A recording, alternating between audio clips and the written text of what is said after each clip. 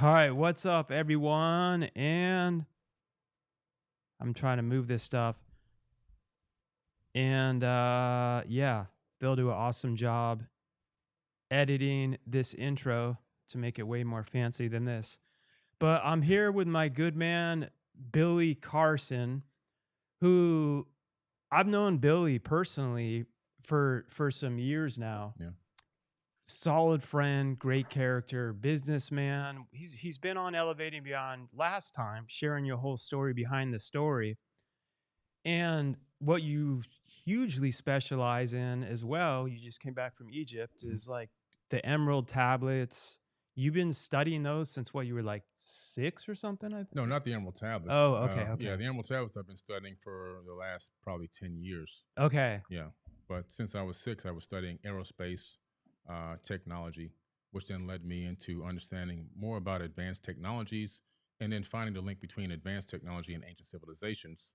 And going on literally a 25-year, what's that, 27-year now, goodness, trek around the world. Been around the world now over 18 times. Last year, spent 9 months in hotels, I as you remember. know. You're my witness, Yeah. leaving this big old mansion behind and not going home at all, The and travel grind. traveling nonstop to these ancient sites to get the information hands on. Okay. And oh, it was weird. I just heard a little chime. Wes, you there? He's frozen. Oh. Be too easy if it worked perfect, right? Yeah, no. What is he calling in on? What is that app? This is through Stream Deck? I'd have to ask Carl. Oh, It's through it actually works great usually, no, unless there's it's a something going great on app. with the No, I think Wi-Fi. it's pretty cool. I'm just trying to figure. I think it's on his end of his connection. Yeah, I'm just trying to figure out like what is the name of this thing you're using, this portal. it's I want to actually press it's I think it's all through Ecamm. Ecamm. Okay, gotcha. Yeah, so they have their own link, then Nice. you can set this up for different guests. You Yeah, can yeah. make when Carl was here through like Eric Thomas, we're Mhm. just doing the show waiting for him to call back. Yeah. Um yeah, he helped get some of these pre things going, but Mhm. you can get way more fancy if you got someone that Yeah. No, I'm just like, pretty how do cool. I do it Yeah. to No, I where think it's a pretty cool platform. let me exit, try to jump back in. Okay, cool. So we'll figure this out in some editing and stuff, or maybe we'll just leave this in. But as Wesley's getting ready to jump on, Wesley Huff is so with Billy, like you can watch the previous show, and I've had the honor of being on his podcast. So like-minded in so many ways, and I've been talking about this for a while. I'm like, it'd be interesting to have you on and discuss. I don't love overly getting obsessed with the word religion, so Mhm. I would say more of where some of the beliefs differ. Mhm. If I was to be connected to a religion, it would be closest to Christianity and the Bible. Although the Old Testament, I have still, it's the New Testament and Jesus's teachings. I have my whole life story Mhm. where that changed me and transformed me belief wise as a Mhm. person. And okay, it says he's in the green room. Okay.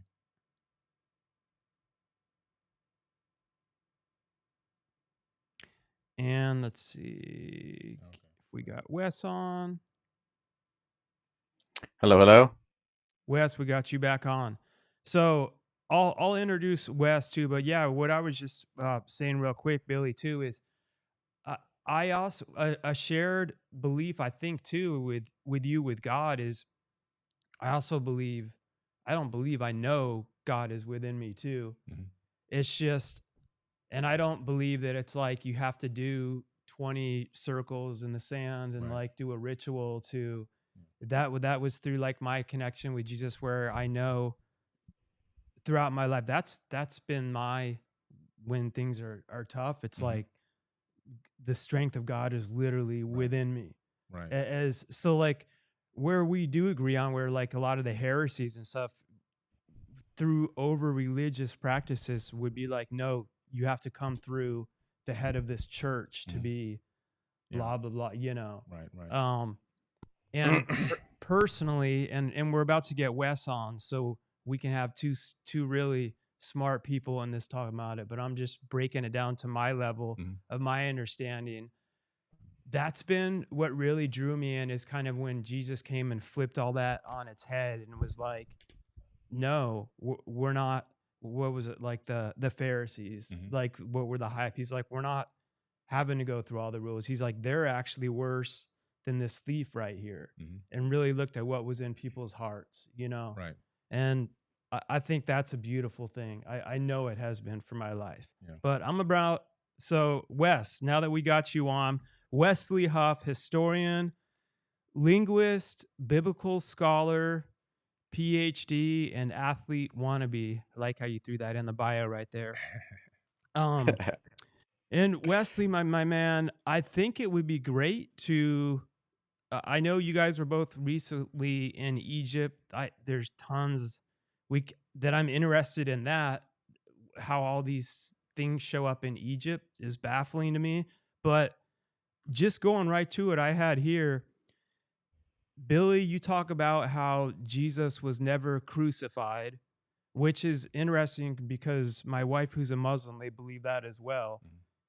Their beliefs, from what I understand from her, are they don't think that Jesus, as they believe is a prophet, God would have him killed. Mhm. But I don't think they have any historical evidence, as far as I know, as to what or how or why they believe that. Mhm.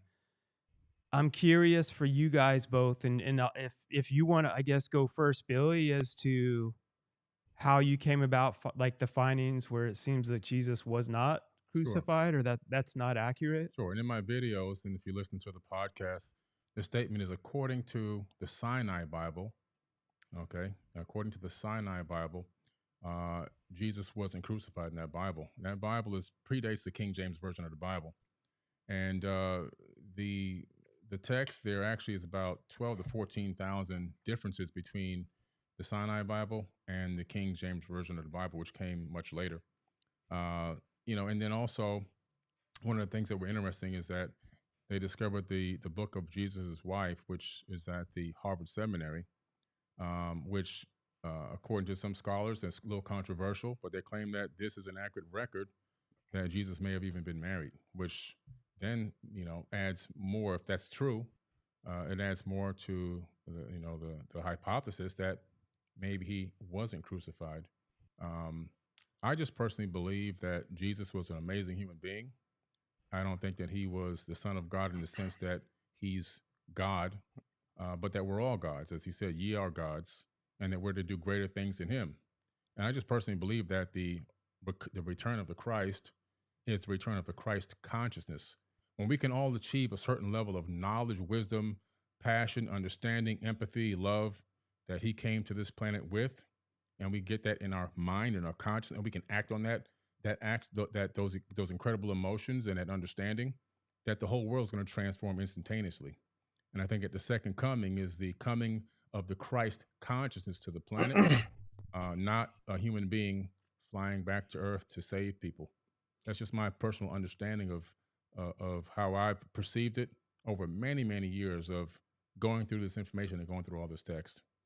And Wes, I'm gonna let you respond to that. And again, I mean, this is everyone listening to the show. You know, I'm always like, challenge everything. Learn to critically think and continue to come to your conclusions. Even with Jesus, I'm not personally even waiting on that he has to come back to. I already know I'm, like I said, that strength of God and consciousness is already. I can tap into that right now. So you don't have to wait for him to come back. For those that believe he does, to actually have that like next level of what that's supposed to mean. Mhm. But Wes, go ahead on for what Billy was talking about. I think with a book in the Harvard Museum, and I heard something about Jesus's wife, which that's yeah. Yeah, well, first let me say I think it's really cool to not just be in the room proverbially with you, Billy, but be able to interact with you, because I wish I could be there in person. Unfortunately, Toronto, Canada is a long way away from Florida. It's a little bit of a jaunt, but I really appreciate the fact that you seem to have investigated to a certain degree some of these facts. Do you mind if I ask a clarifying question? Sure. When you say the Sinai Bible, what are you referring to specifically? It's the biblical text that was written. It made it into you can actually look it up on Amazon. It's a Bible called, I have a version at home. It's called the Sinai Bible, right, from Mount Sinai. I'm assuming it's the mountain that they're referencing there. But they put together their own version of the biblical text prior to the King James Version being put out. Sure. So, when you refer to the Sinai Bible, would you be referring to Codex Sinaiticus, like the codex that comes? Okay, that's why I was trying to get some clarification, because so you can actually go and see Codex Sinaiticus is at the British Library, so you can go and see it. It's on display, and the British Library has actually digitized the entire manuscript. So I work with manuscripts in my linguistic work. I'm an expert on early Christian scribal culture, and particularly in Greek and Coptic manuscripts. I actually have a facsimile. So I have a photocopy that was done by the British Library of Codex Sinaiticus that I work with in my office.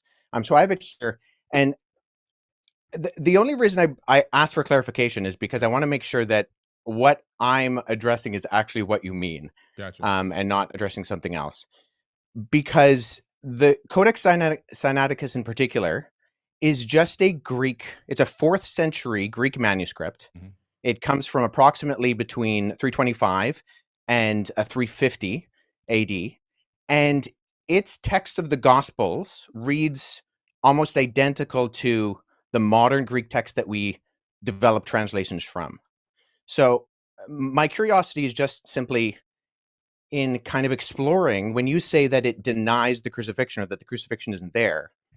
I mean, I can go on right now, Codex Sinaiticus, and I can look up the end of, say, Matthew 27, Mhm. where it has Jesus being crucified.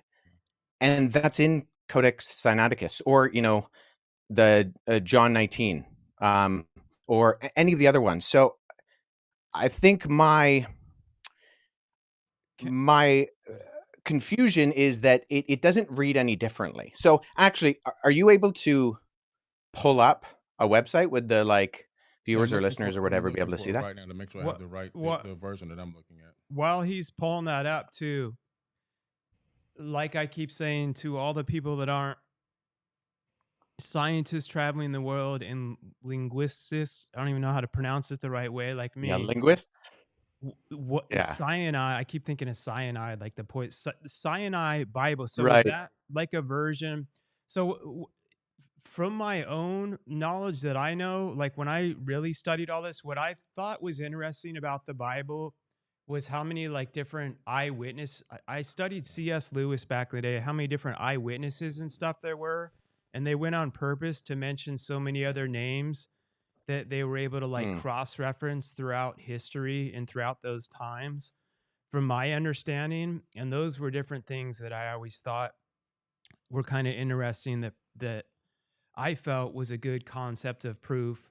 And then I want Billy to answer, and also I'm just curious, like the Sinai Bible, is that was that where was that I piece found the discovered? text where I was referencing. Actually, I was misquoted. I misquoted there. It's the Gospel of Barnabas. Okay, yeah. Well, so that's good.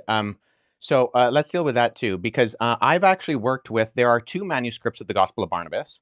The Gospel of Barnabas is a really interesting document because it is a known forgery, and so that's why I think it's important to get to these sources. So, at the very start of the Gospel of Barnabas, which we only have 2 copies of, one is in Italian and one is in Spanish.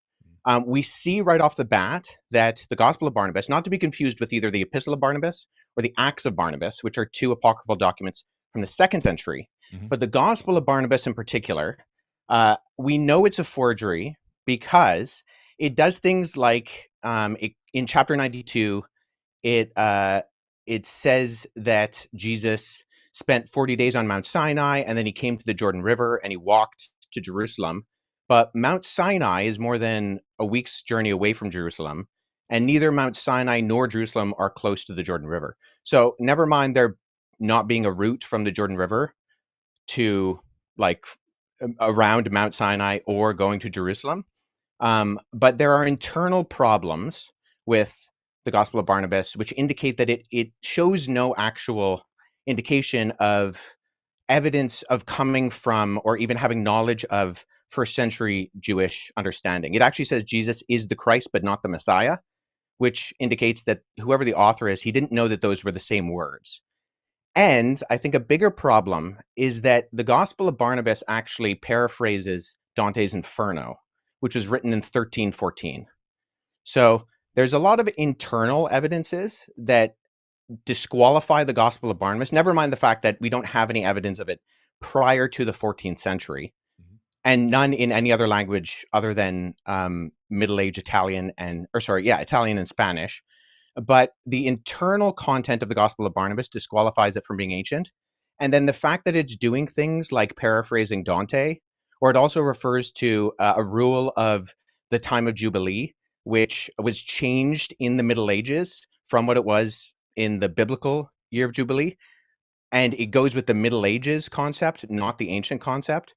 So I think what I'm getting at is, so I'm a historian. Yep. And I deal with sources. So when I'm looking at sources, I want to make sure that I have a methodology by which I approach any type of source. So if there is something that denies the crucifixion, I want to make sure that I'm analyzing it and that the methodology by which I analyze it actually reveals that the content can be accurately tied to the event. So if we're talking about, say, Codex Sinaiticus, that's in the 4th century. Now that is, I would agree with you, Billy, our oldest copy of the Bible in the sense of cover to cover, Genesis to Revelation copy of the Bible. Right. The problem is that we have individual copies of all 4 Gospels going back hundreds of years before Codex Sinaiticus. So I have a facsimile behind me of P66. This is a late 2nd century copy of the Gospel of John. I work with this particular manuscript. I can just show the screen right here. This is an almost complete copy of the Gospel of John. And it Is that the has the papyrus by crucifixion. any chance? Yeah, that so word that I papyrus see? is just the what it's made out of. So material it's on. I got that from Yeah. ChatGPT, by the way. Yeah, Sorry, so guys. I'm just I trying can to sound actually- smart for a second. I have that papyrus at home. Oh, that's Yeah. Well, Yeah, I so I'll show you this. So the documents you actually see on my bookshelf behind me are facsimile papyri that I've made. So when I was in Egypt last summer, I went and I made for me some papyrus sheets.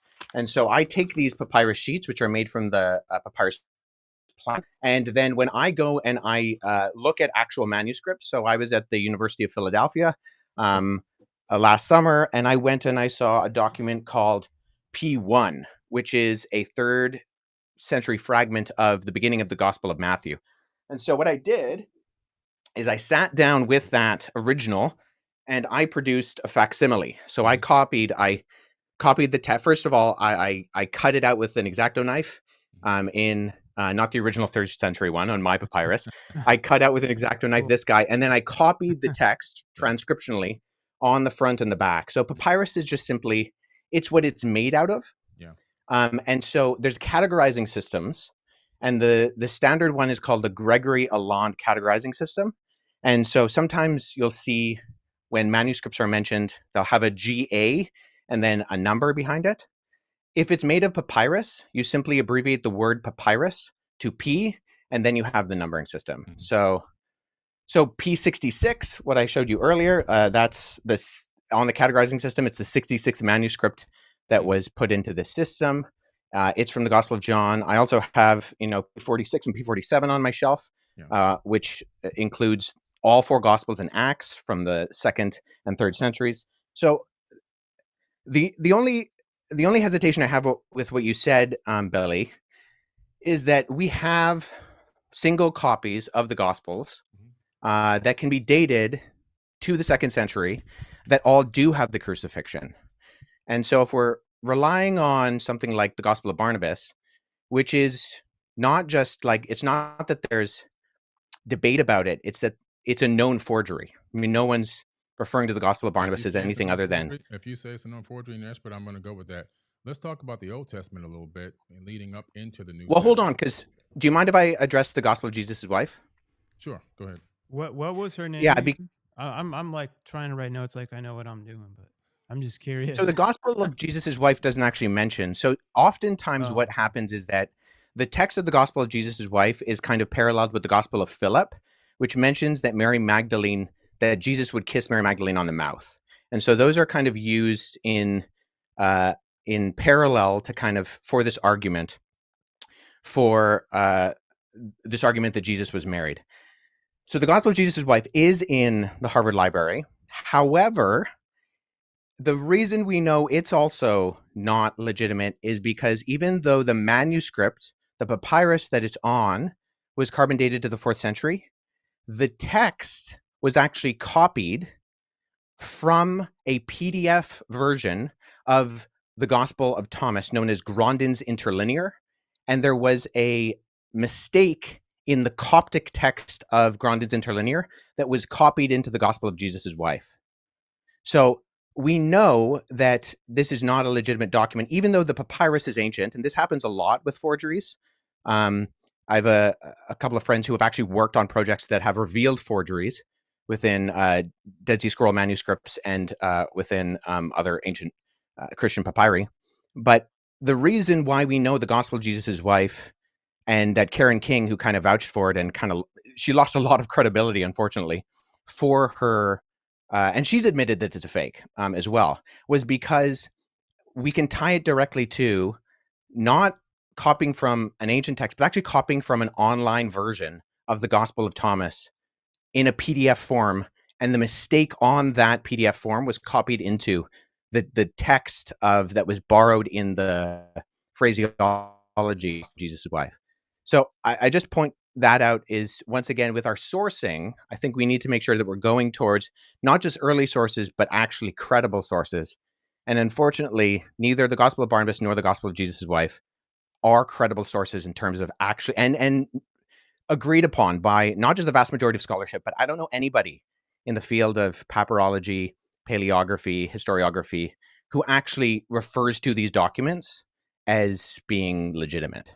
That's fair enough. I can respect that. So let's go into the Old Testament a little bit.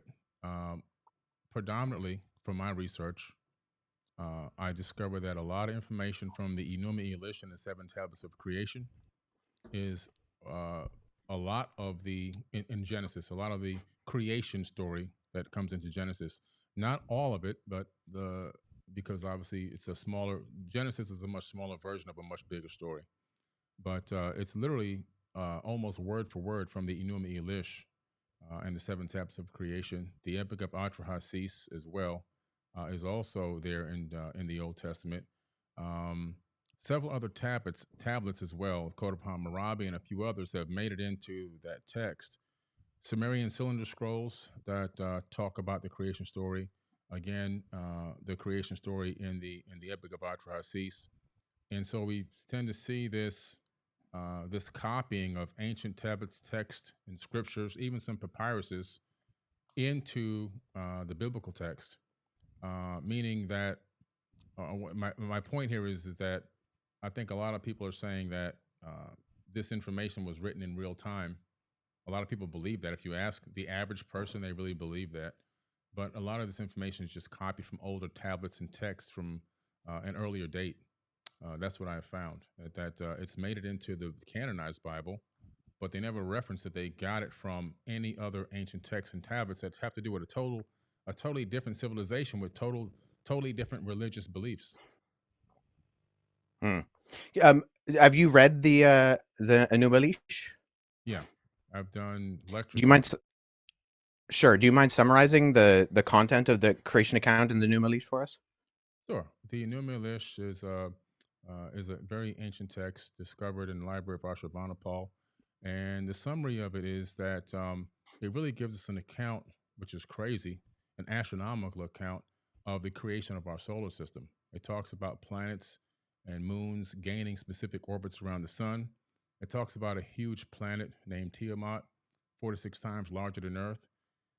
Earth didn't exist at the time that this, according to the author of this text, which is pretty interesting. And then there talks about a nemesis of sorts. In the original version, it's called Nibiru, but in a more recent version, still thousands of years old, the name was changed to Marduk. Marduk is in the Jewish American Library, in the biblical text, in the Torah, and so forth. Very popular figure in ancient times in the religious books and text.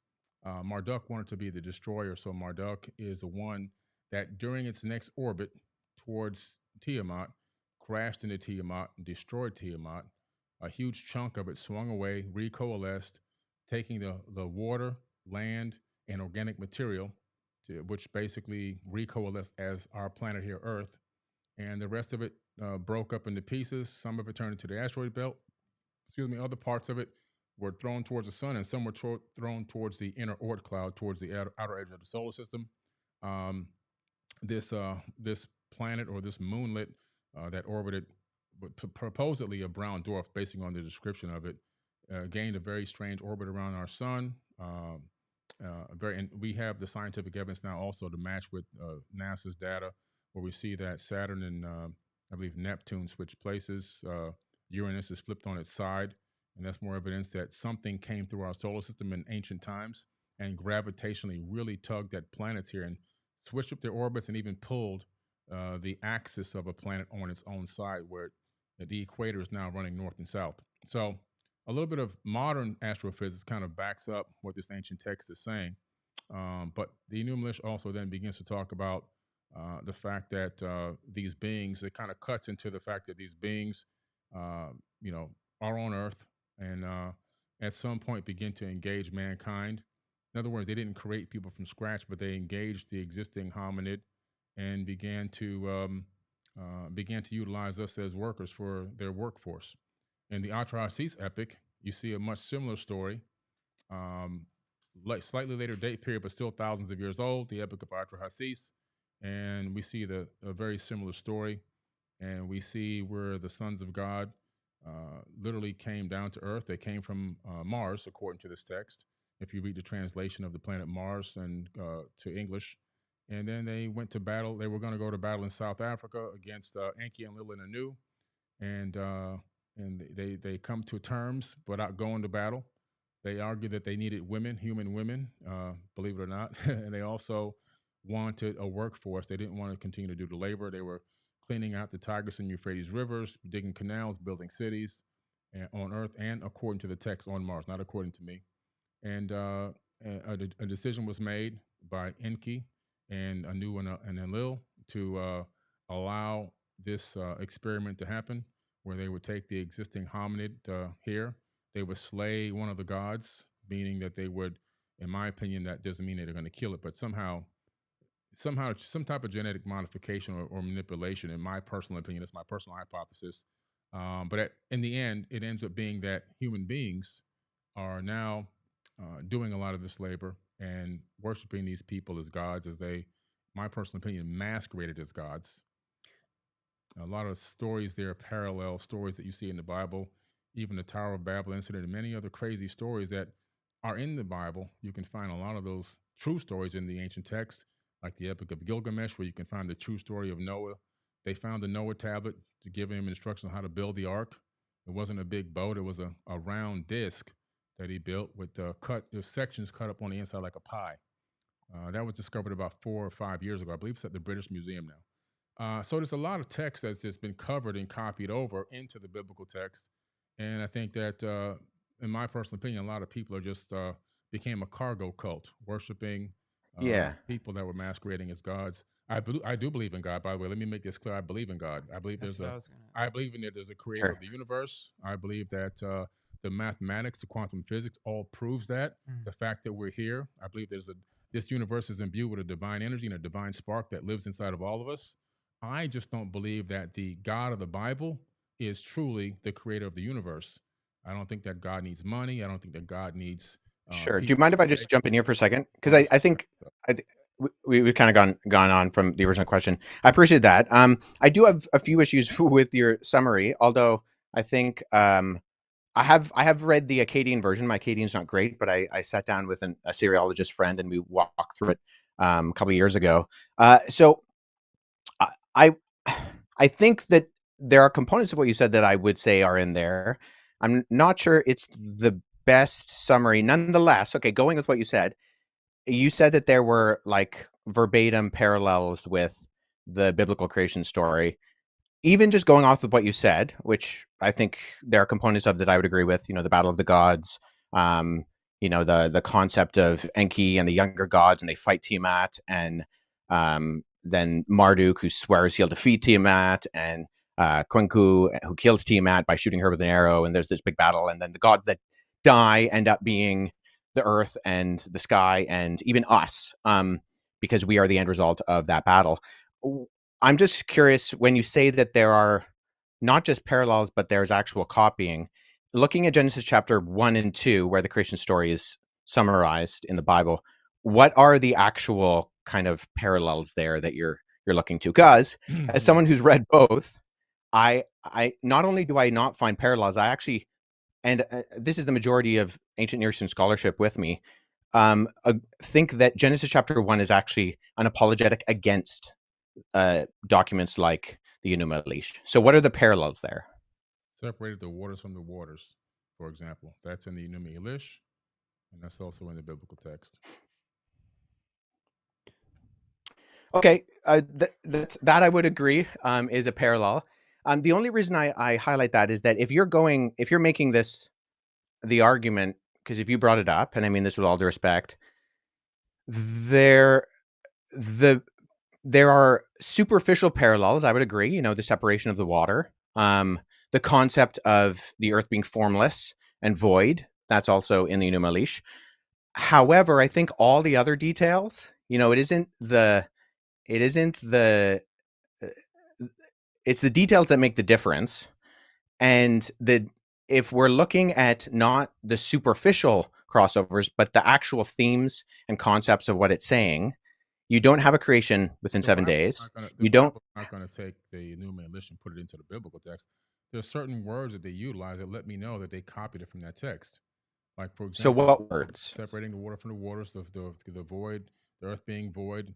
That information is literally just copied over. So it tells you that somebody saw that and said, let me add it to this book right here. Or let me add it to this scripture or this papyrus, because it wasn't a book yet at that time. So was this text discovered that makes it parallel to Genesis? Was this like supposedly discovered prior to? I'm just curious. It wasn't discovered prior to the Bible, but it dates back long before the Bible was ever written. Yeah. So let me just say this. So the reason why I say it's actually an apologetic against that is because the purpose of the Enuma Elish, which the Babylonians read every Babylonian New Year, was to point out the fact that the deities, and there's countless deities in the Babylonian pantheon, they actually come from the created order. So they're not outside of time and space. They actually come from the created order. And when they die in this battle, right, when Tiamat is defeated, the defeated gods become the earth and the sky and the plants and even you and me.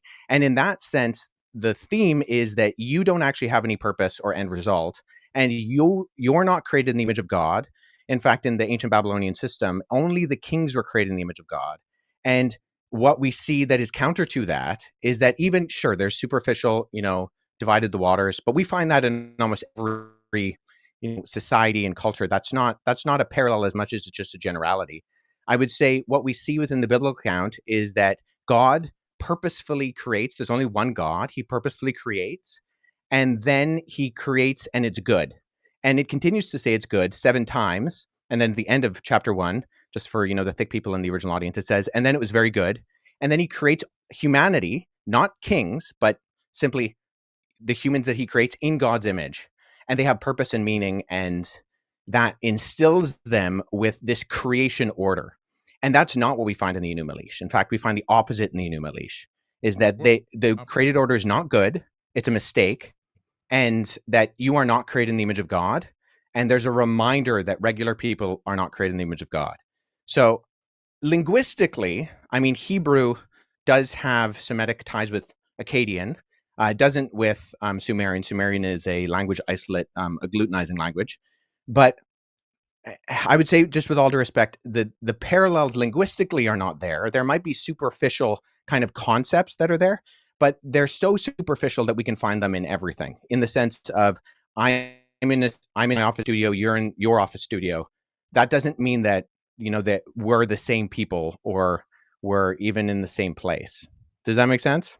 Yeah, but I don't agree with that. I just see if I have all these texts out, there's a lot of different information that you can see. There's a lot of it's been copied word for word into the biblical text. In the But what's the word in the for ver- word? in your version of what you believe in, you keep saying Huh. that God's a he, Yep. uh, and so where do you get that from?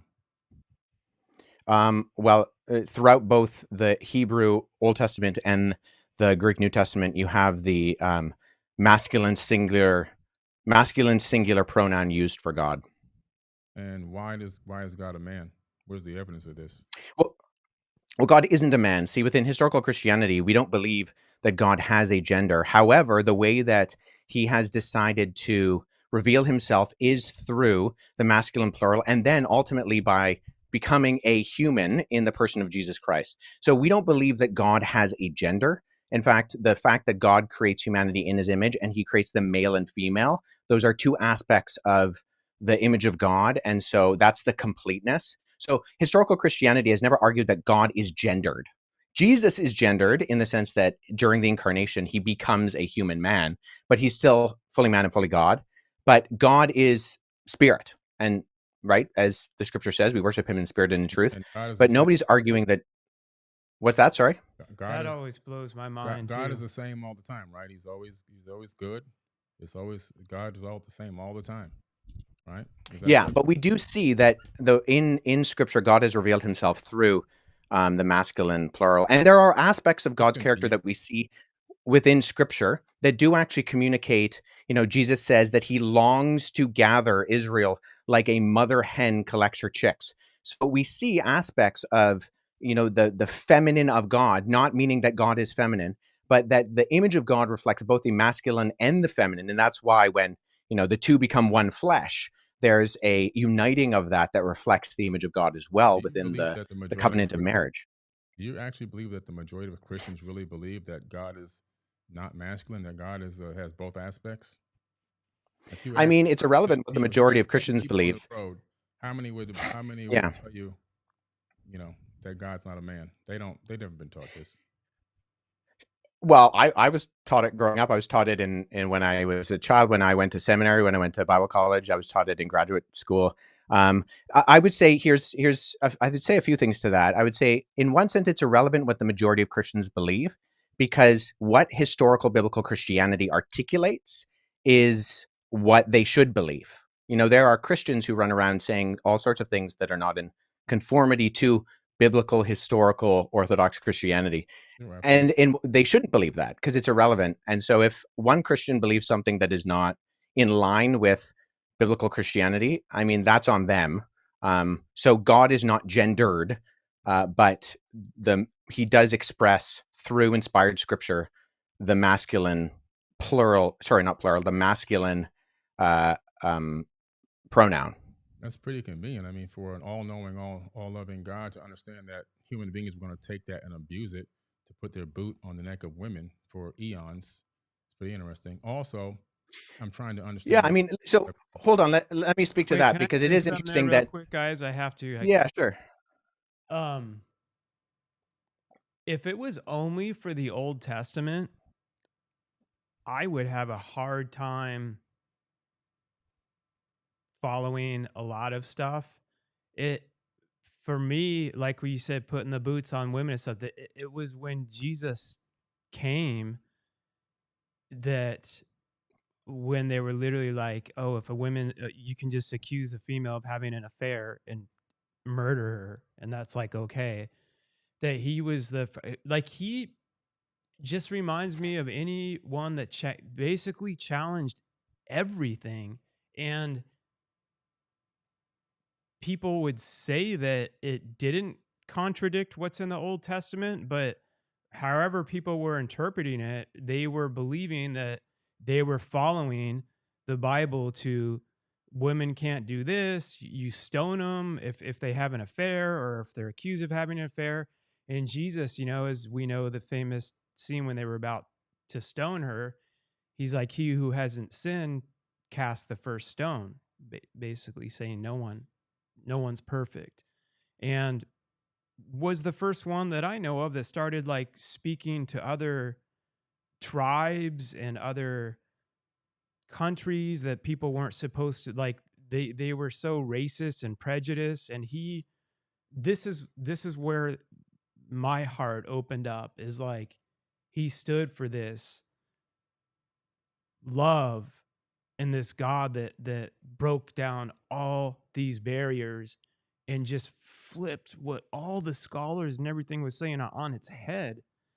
And that's where I found that I believe that he was crucified, because he went so far like against the grain at the time. And I get what you're saying too. Like there's stuff where it's like, oh, that's convenient, where human beings can add in that this is there and that's not. But something else that I always was curious, I'm like, if especially the New Testament, if it was like written by man and stuff and pre-planned, I'm like, I think they would have done a better job of not making a lot of the people so um like ignorant. The people that were like literally with Jesus questioning him half the time, like, bro, I don't know if you can do this miracle. And Jesus is like, dude, you just saw me yesterday turn water into wine. And I'm like, if they really, if I was writing a story, I'm like, I want everyone to believe this, I would make the people not like is questionable. It's like they have so many characteristics where the humanity in it is what like always drew me. And like even one thing in the Old Testament that uh, David and Goliath kills Goliath, a man after God's own heart. I'm like, if you're pre-writing this to be the perfect person after God's own heart, then he becomes king. You're gonna like have the story end perfectly, but then he goes off to see, he's watching this lady bathe nude, has an affair with her, has her husband killed. Hmm. It's like, but then goes on to to keep praying to God and coming back to God like with a humanity. And God's like, this is a man after my own heart. And it's like finding all these human flaws is, to me, showed so much of like the beautiful struggle that, and I'm not going off everything you guys are talking about, which is factual stuff. I'm just talking from my own experience of ways where I drew and continue to draw my own conclusions. And I'm much more about my relationship with God personally, with Jesus and God. It's the same, over worshiping the religion, because so many people can, as we all know, that's wars are created, slaves are there's so many horrible things that have been done in the name of religion. And it's sad. And that's where Jesus comes back into the game to me. I'm talking you guys to me, to where he was like the one that was like gathering all these people of all these, like, what are you doing? Like, we're supposed to be Hmm. here helping each other. This is about loving each other and coming together. Like, you're killing them because they eat meat on Tuesday and they don't eat bacon on Sunday. And you're literally like murdering each other. It's so messed up. So I get where people look at different organized religion and stuff, and they're like, this is horrible. Like, on behalf of Christians, I'm like, I'm fully apologetic for, what was it, the Crusades. It's like, in the name of Catholicism, there's so many horrible things that human beings have done. Just, and I'm speaking as someone that I would call myself a Christian, and I'm just letting everyone know that I'm open, critical thinker, and how I've continued to find my own beliefs, because I never sat here ignorantly and was like, nope, throughout history they've all been perfect. It's like, through the Crusades, they went through and committed genocide, rape, some of the most awful stuff, wearing these huge crosses. And I'm like, but God wasn't with them. They said he was, but that's why I also believe in the devil. And I don't believe he's this dude with a pitchfork and a red tail.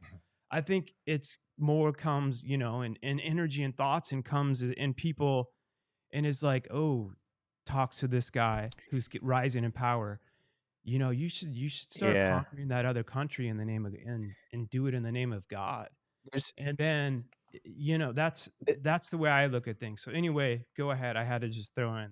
Yeah. I mean, there's a really great resource written by a friend of mine, John Dixon. It's a book called Bullies and Saints, where he goes through a lot of the instances of we're obviously going to find abuses, and every human being is going to find a way to exploit whatever is presented to them. So in one sense, I think we can say, isn't it convenient that God used the masculine plural pronoun, or sorry, the masculine pronoun? I keep saying plural, it's just a mistake. The masculine pronoun, and we can say, oh, sure, that's convenient, maybe, but it is how he has revealed himself to us, and it's not his fault if we abuse that. I mean, we could say, so I grew up in the Middle East. My parents worked in Amman, Jordan, and when I was living in the Middle East, there was a country called the Democratic Republic of Iraq.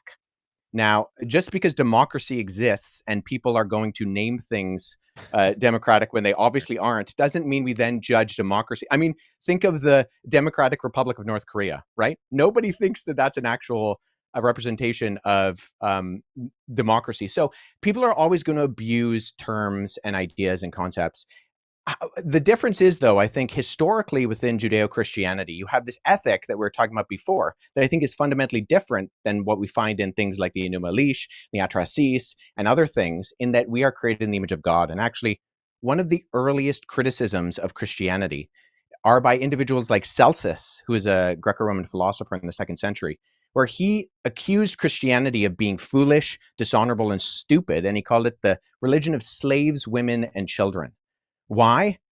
Not because God used the masculine pronoun for himself and people were abusing that, because the concept that Christians believed in of everybody, no matter what your gender, your race, your social standing, Paul says in Christ there is no slave nor free, there is no Jew nor Gentile, there is no Scythian or barbarian, there's no male nor female. These things united people. And we can see there's a historian named Rodney Stark. And in his book, The Rise of Christianity, he actually says that you can track empirically the agency of women across the ancient world by the movement of Christianity. So that, in other words, whenever an area became populated by Christians, we see a direct correlation with the privileges and treatments of women that expand in time when the surrounding culture largely didn't view women as being fully human. So I think we're always going to have abuses, but if there's one worldview that exists that gives agency to people and says that everybody has worth by nature of being just human, it's the Christian worldview. And that's where I think it's very different. So we can argue about why we think God should or shouldn't have revealed himself in his pronouns, but I think that's actually irrespective of the historical reality that we see within the impact of Christianity, particularly on the West, but around the world, and how it gives agency to the marginalized. Wes, can I ask you one? So when you, because I'm always interested in this, like you were raised Christian. I always think about this, like my wife who's Muslim, and our beliefs at the core are so similar, but there's some differences. And I wonder, like, if I was born in Sierra Leone, West Africa, where she was, Mm, I know in the Bible says Christ revealed, but C.S. Lewis is someone that I really respect, because I'm an entrepreneur. I'm a think outside the box always, and we should be. No one should just be like sheep and follow what any of us are saying. Like, do your research on your own with everything, of course. Um, but what led you, uh, so sorry, going back to C.S. Lewis real quick. He was a famous scholar who was once an atheist, set out on a journey to basically disprove the Bible. As he went to do that, he himself found out that it to be like one of the most historically accurate written books, which really shocked him. He then became a Christian after that. He's done the Narnia movies, Lion, the Witch, and the Wardrobe, or their books. They weren't movies when he passed away. But he has an amazing. I love people like him because he doesn't just act like he always was questioning everything. He's like, why is there this going? Why are these little kids dying, God, when they're but something that he continued to come up with, which reminded me so much of Jesus and the love conquers all things too, is when so many people overly get caught up on religion over the relationship. And he's like, I've actually met some atheists that are closer to God without even knowing it. And I've met some Christians that are further away from God without even knowing it.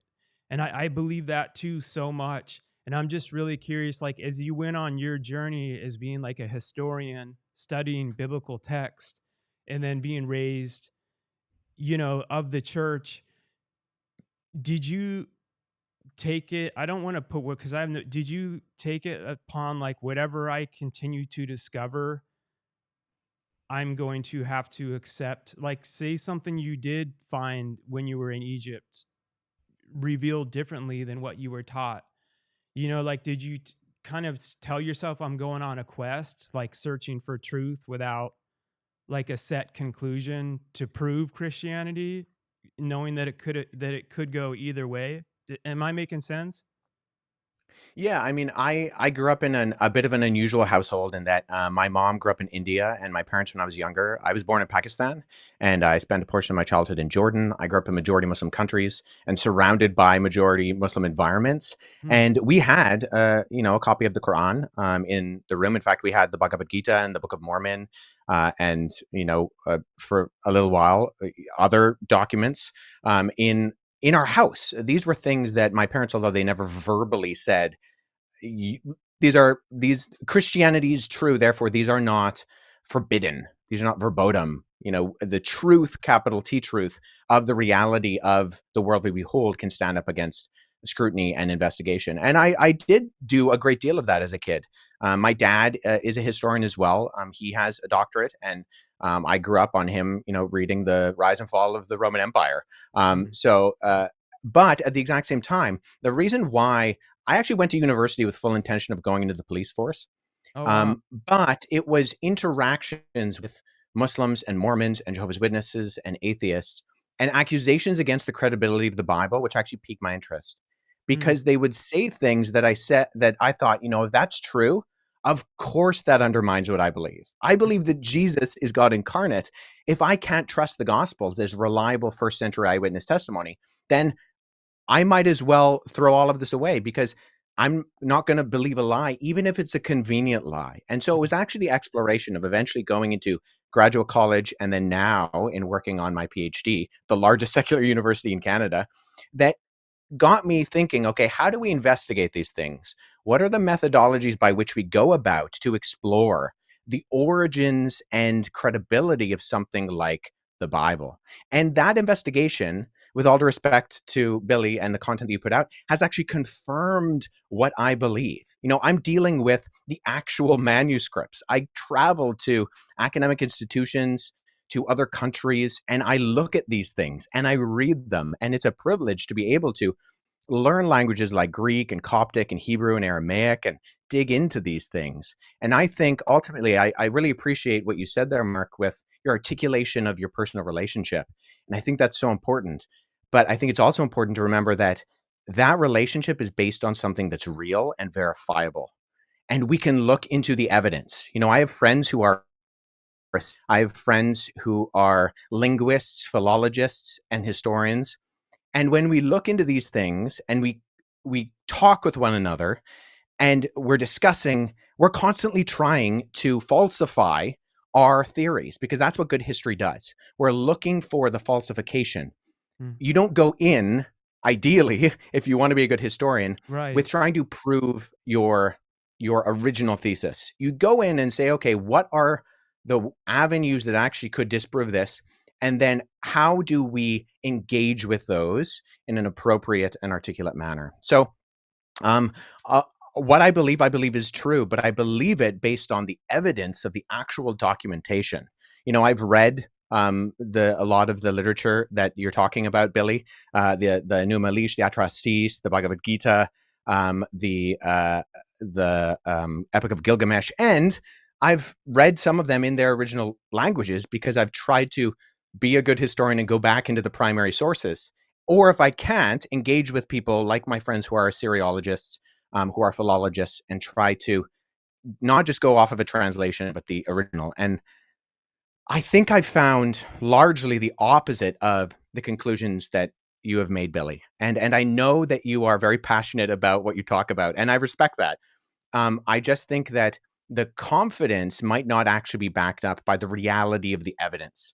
So when we're looking at something like the Sinai Bible, when we're looking at something like the Gospel of Barnabas, when we're looking at something like the Gospel of Jesus' wife, these are things that actually have provenance that we can verify. And ultimately, I think the answers to the questions of the legitimacy or the illegitimacy of those things point to not just a different conclusion, but actually the opposite conclusion, and that Christianity is true. Well, now I'm glad you said that. So those three topics are a very small piece of my concept and idea of what really happened in the ancient past. So that's a very small fraction. That's less than 1/10%. You talk about eyewitness accounts convinced you that Uh-huh. Christianity is real. There's been eyewitness accounts of every culture that I've visited around this entire planet, and their eyewitness accounts of what they experienced is 100,000% opposite of what's in the Bible. People have, Based on what do you mean? Can you give me an example? the Dogon tribe, for example, in Mali, Africa. They experienced a culture that they claim came to this planet from Sirius B. They have the evidence that they knew these beings were from Sirius B because they have the instruments that show the orbit of a trinary star system that we couldn't discover until the 1970s with our modern technology. Okay. They understood not only the orbital pattern of Sirius A, B, and C, but even that B was a failed star, which you can't see it from Earth with the naked eye. They knew that it was a white dwarf. They even knew that that they said that if you took a tablespoon of it, the entire tribe or 1,000 men couldn't lift the tablespoon. They understood mass and gravity as well. They were told the shape, the sizes, and the colors of all the planets in our solar system, which they recorded. And there's only one wisdom keeper, and that person can never be touched by a person. If they get touched by another person, they'd actually be killed. And then they eventually have a mentee that they break down that verbal handed down knowledge to. And that next person then takes over and becomes the wisdom keeper. And they've been doing this for thousands and thousands of years. And science, modern science, has found all their information to be 1,000% accurate. Then you have the Hopi tribe of the Americas, indigenous tribes, Hopi tribe, Lakota tribe, also having engagements with these quote unquote star brothers, even having an account of them being taken underground, which you don't see just only in America. I just came back from Turkey. You have the people from Turkey and Mesopotamia also being taken underground into a place called Derin Kuyu by these beings, by these people, a structure that's built 12 stories deep underground, that's made out of volcanic tuff, a very soft stone. And if you don't know what you're doing, it'll actually collapse. There's no evidence of any collapse. And it was thousands of years old. It was reused many times. So the mainstream story about what it was used for to hide from Romans is actually false. This place is ancient. And in order to build it, you actually have to have foreknowledge of how to construct this type of an underground civilization that can hold 20 to 30,000 people, places for livestock, places for worship, with no sign of collapse. Then you have to have hundreds of ventilation shafts. And I've been down there. Those ventilation shafts cut through solid rock all the way down to the core. And there's even more. It links to other underground cities that are miles and miles away. As you get to the very base of this area, you can cut through and go to another location. But again, these people were taken under. Also, then you have the ancient Egyptians. Similar story. Major catastrophe comes. These people come and take them underground. Then you have the information in the Egyptian book of Going Forth by Day. More accounts by people, our ancestors, that have accounts that do not match up with the biblical text. And so all of a sudden we're saying So that all these cultures, the Aboriginal people, I can go into them as well. I've gone to sure, sure. walkabouts Do you mind? in the outback, Yeah, and the Aboriginal elders, same thing. They were seated here by Pleiadians. This is their verbal handed down history for thousands of years. And I can go around the world and I can come up with all this information from all these eyewitness accounts from people that should be respected, dignified, and shouldn't be scoffed. And that we're now saying that all this information that they put forward, all their verbal handwritten history, all their written history, that's got to go to the side because this one text is 1000% accurate. Sure, but so my question is, most of that is oral history, correct? Oh, it's all oral history, even the Bible. Okay, so when we're engaging with oral history, what methodologies are you using to confirm that the orality is accurate? Oh man. Well, first and foremost, some of these texts are some of these cultures have written down information in caves. You've got cave paintings. The Dogon tribe actually have not only written down Sure, sure. in No, caves, I don't disagree with that. The yeah, question they is one have of the tools historic. to show the. Sorry, I didn't mean to interrupt you there. The question is one of methodological analysis. So you have to have a method by which you can find either that something is falsifiable or that there are avenues by which you can show internal and external accuracy of credibility. So this is what we do with documents. This is what we do with the ancient gospels. This is what I do. I've worked on Xenophon and Plutarch, and we look at the internal evidences and the external multivalent corroboration to try to figure out, okay, yes, we have all these stories. Great. I don't deny that. But as a historian, as someone who's trying to figure out what is accurate, how do you if I use the term verisimilitude, do you know what that term means? No, but I can tell you this. Tell me how the Dogon tribe saw Sirius B, knew the orbit of Sirius B, a trinary star system, accurately, and can show you the orbit with a special tool that they made that was given to them by these people. How do they know the shapes, the sizes, the colors, and the orbital pattern of all these planets in our solar system and other star alignments that they would use to have something called the Ziggy and planet and their own harvesting and planting and so forth and so on? That's not enough So evidence, I'm though, that there's something well, in the. yeah, I'm not aware of that particular case. And even I mean, I would grant that the ancient people are far more technological advanced than we give themselves credit for. Just because they're ancient doesn't mean they're stupid. I am well aware, as someone who has done both investigation of the past and done archaeological analysis, that is a reality. My question is simply, okay, you have these stories or you have these accounts. You're referring to them as eyewitness testimony.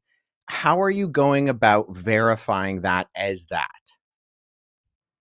Well, if the people had eyewitness testimony about Jesus, they then just wrote down their eyewitness testimony on a piece of paper or parchment paper or papyrus.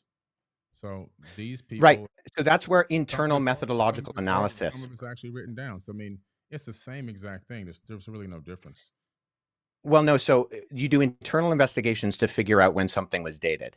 So something like so when I use that term verisimilitude before, that's something we as historians are looking for. It's a term that simply means the appearance or likelihood of truthfulness. So when you do historical analysis, it's an inference to the best explanation. So you have proof and you have data, and you're extrapolating that data on levels of probability. So some things can be confirmed as high probabilistically true, and other things are lower in their probability that they happened. But there are different methodologies, different ways that you explore historically how that happens. Well, So that for was the done. Gospels, you look That at was done with the Dogon tribe. Scientists went there to visit the tribe, and they still have no answers because they used their modern science. They took the best scholars to visit these people, and they're still scratching their heads. Something happened there sure, that and doesn't. and I'm not even denying that Okay. necessarily, but the question is, okay, we need different levels of evidence and exploration, not just scientifically, but historically to derive something as eyewitness testimony. Now we have mountains of that, and I'm more than willing to go into some of that with the Gospels as early eyewitness testimony that can be verified externally and internally. But nonetheless, the only reason I ask, Billy, is because I've listened to a fair amount of your content, and I'm unaware of the methods that you use to try to discern between what is an accurate source historiographically and an inaccurate source historiographically. Well, Does that make sense? I use getting in an airplane and traveling to these places, doing my own research, talking with the indigenous cultures, and researching as much of the text that is available that I can possibly find. Okay. I'm So I looking. don't I don't dispute that. And I do believe you have done that. But I mean, even from what we've talked about, so you've researched the text, but when we talked about the crucifixion, everything you cited was either, and I mean with all due respect, false in terms of the Sinai Bible, because Codex Sinaiticus is just a 4th century Greek manuscript of the Gospels that we have today, or they were verified forgeries in terms of Yeah, the but Gospel of Jesus' wife you and the might be Gospel of right. You Barnabas. you may be right on that particular part of the topic, but like I said, that's less than 1/10% of the information that I hold. Sure, but that was the original question. So yeah, yeah. So that's what I'm saying. I'm saying, okay, well, so I'm going off of what we've already talked about. So you said you explore the text. I don't deny that. But the evidence, by going off of what you have put forward in terms of the actual documentary evidence, is not just less than convincing in my respect, and I mean this with respect because I think you have done a lot of research. You've traveled to these places. I have too. Like, this is what I do as my career. But I'm not really getting indication, because in history we go to the primary sources in their primary languages. And when Mark asked, okay, why do you deny the crucifixion? The sources you used were not primary, Okay, we're still talking about and the same they thing over and over again. There's so much more we can talk about here. We're wasting a lot of time. There's right, so but much more. That's this amount. Do you There's guys so much think sure. more stuff to talk about. do you think that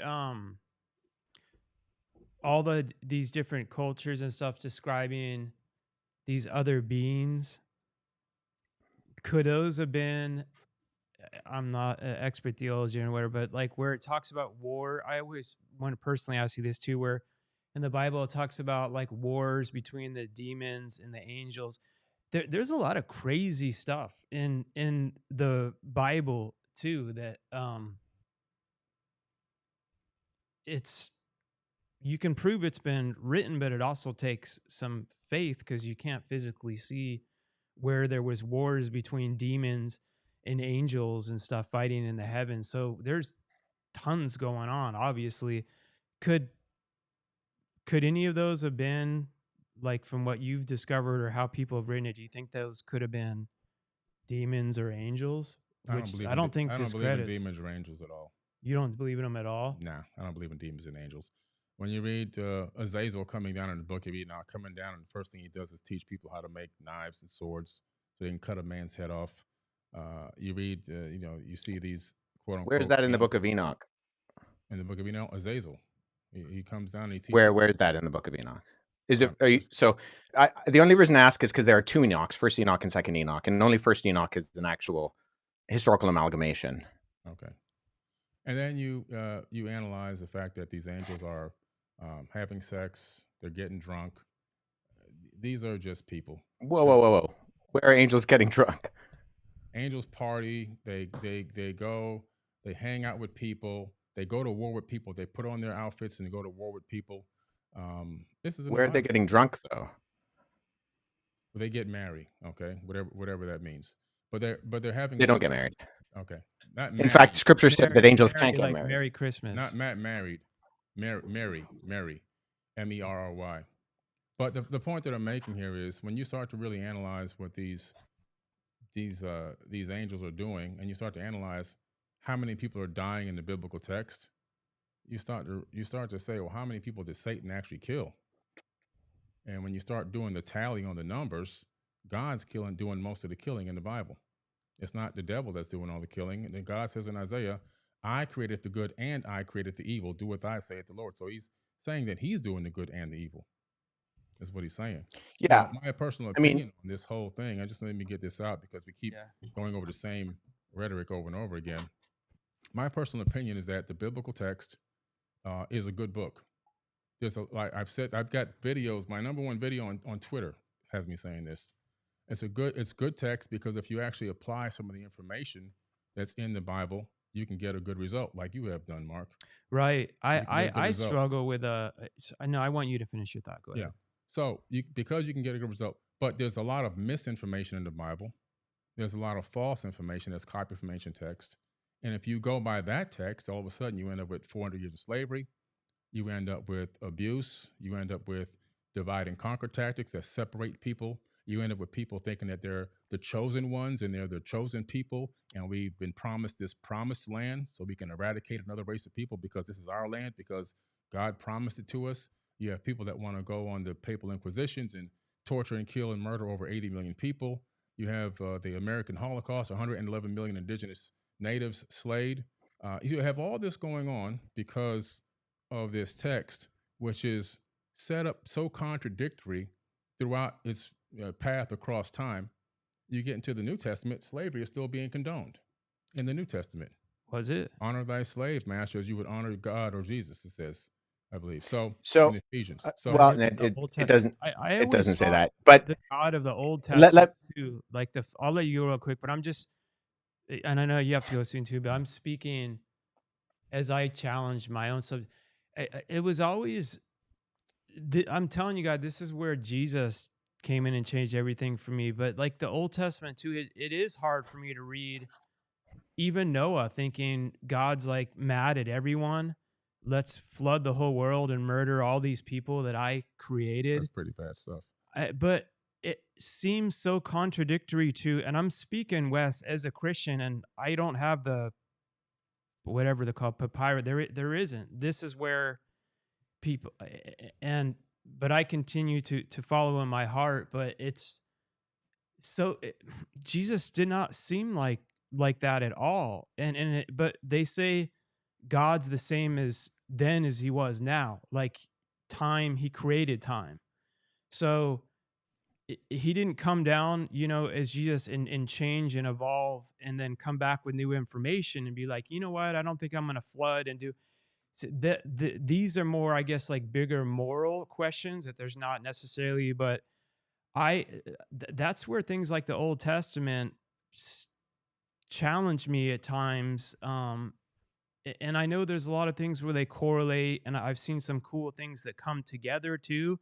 But it's just like, man, to think like I'm gonna flood and murder all these people Well, that I created and then leave a few there's a alive couple of doesn't points. seem like what Jesus Yeah, did and at I'm sorry to all. interrupt you, No, but it's there's all a right. couple more points I want to make because you got a lot of talking in. It did say, slaves, obey your earthly masters with respect and fear as sincerity of heart as you would obey Christ. That's slaves. Obey your earthly masters with respect and fear with sincerity in your heart, just as you would obey Christ. So it does say that in Ephesians 6:5, but there's so many That aspects. stuff is Mhm. what And what is the context of what Ephesians is saying?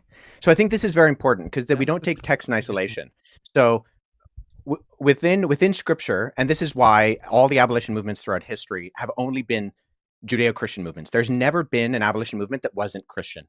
And actually, there's the recent work by historian Tom Holland, not the Spider-Man actor, different Tom Holland, but his recent Dominion highlights this fact very well. This is not a Christian, but in it, he shows that going right back into the antiquity with the Cappadocian Fathers was the first abolition movement, and then into the British and the American abolition movements. These were fundamentally Christian movements ran by Christians because of the idea that when Paul, who wrote that letter to Ephesians, says, in Christ there is no slave nor free, he's breaking down those barriers. So in Ephesians, when he says, slaves obey your masters, he's operating on the socioeconomic context of what he's going on. And he's saying, hey, we have slaves and we have free people. Okay. If you're a believing slave, if you're a slave who believes in Jesus as the Messiah, don't be don't be be equitable in how you are living your life. Reflect Christ accurately. And that's a movement that he is fundamentally working towards, that eventually starts to completely take out the legs This is from where the we would slave free argue, movement in Wes. general. I would be. I love. By the way, I love that we're all. This is respectful. I don't feel this is all just three Yeah. It's all love. grown-ups It's all talking love. in I a healthy appreciate way. this. I appreciate Wes. And I think this is going to give us.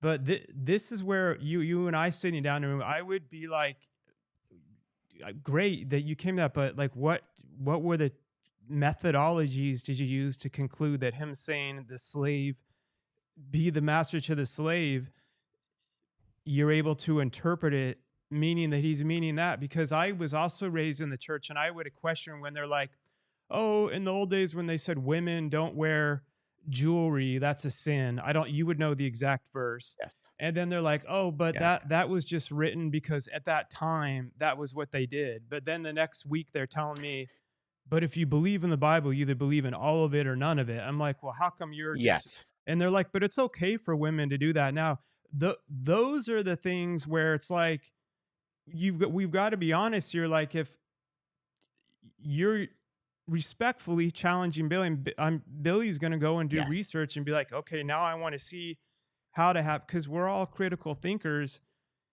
Those things seem to just get so blindly pushed over when they're like, but that doesn't apply now. And it's like, Right. I do, I think there's more common ground than people think, and so many words to recall, but also like, it's weird to me to think that he would be like, women aren't allowed to wear jewelry and this crap, and then Jesus came and he's like, none of that matters.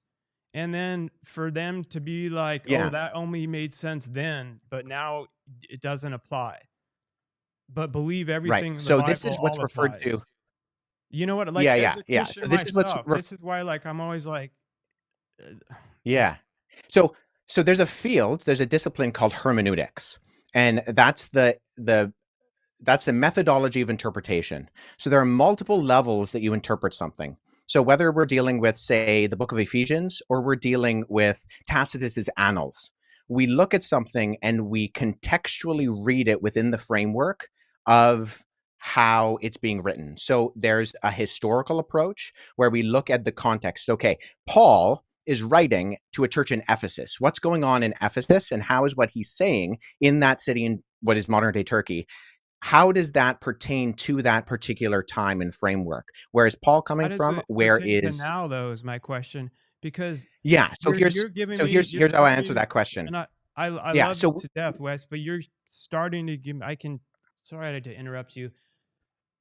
I'm and I believe in God. Like, I believe in yeah.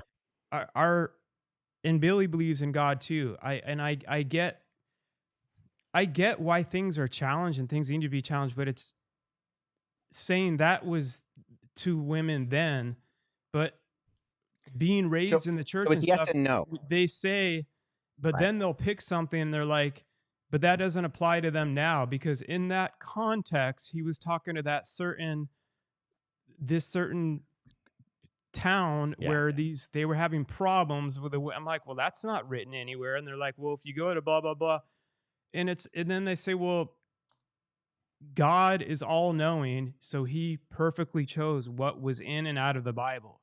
I believe Mhm. whoever created the universe, which is God, in my own opinion, is way smarter than any of us. Why would he leave something like that crap in there, that women shouldn't wear jewelry and all that, and then have in the New Testament that crap doesn't really matter? Like, that's where Yeah. it's like, I have to believe that it's not I do think there is parts where things got written in, and I don't think they're the major things, personally. Like, whether or not Jesus was crucified, which I think is a major thing, because if he wasn't, that I've studied that a lot, that would challenge that would challenge the core of my whole belief system, over whether or not it said if women can wear jewelry or something. But I do think that, and I Yeah. don't know if So there's an exact answer to this, but I do think, that's perplexing to me. no, The God of all wisdom would choose to leave some of that in there. It's like, yeah. why? So here's the thing. So the Bible was written for us, but it wasn't written to us. There is an original audience, whether that's the ancient Israelite in the ancient Near Eastern culture, or whether it's the Greco-Roman believer in Jesus within the city of Ephesus. So as historians, and I mean, most of the books on this end of my shelf are what are referred to as commentaries, Sorry, I where gotta cut you off theologians again. and Wouldn't God historians. be smart enough to know I'm not just gonna write to this demographic of this civilization now, knowing I'm a God who created the whole world, and people are still gonna be studying this thousands of years Yeah. That's later? what I was gonna say, but I didn't want to cut it off. Yes. So I'm sorry. No, no. So By the way, here's how I would I'm the answer that, worst Mark. interrupter ever, and it's more of my ADD type thing of like, I get a thought and I got to get it out, or else I freaking forget it. So I'm sorry about interrupting. Thanks for throwing me under the bus for that. Yeah. Um, how I would answer that is I would say this. So you do have um, examples of where Paul is writing, and he's writing to a particular group. And so we look at, okay, what does it mean for a woman to wear and adorn themselves with gold in a first century Greco-Roman context, right? It has to do with the fact that prostitutes would wear those things. So we need to ask the question, what is the intention of the But text? So sorry, I yes, gotta we ask can you again take the though. meaning.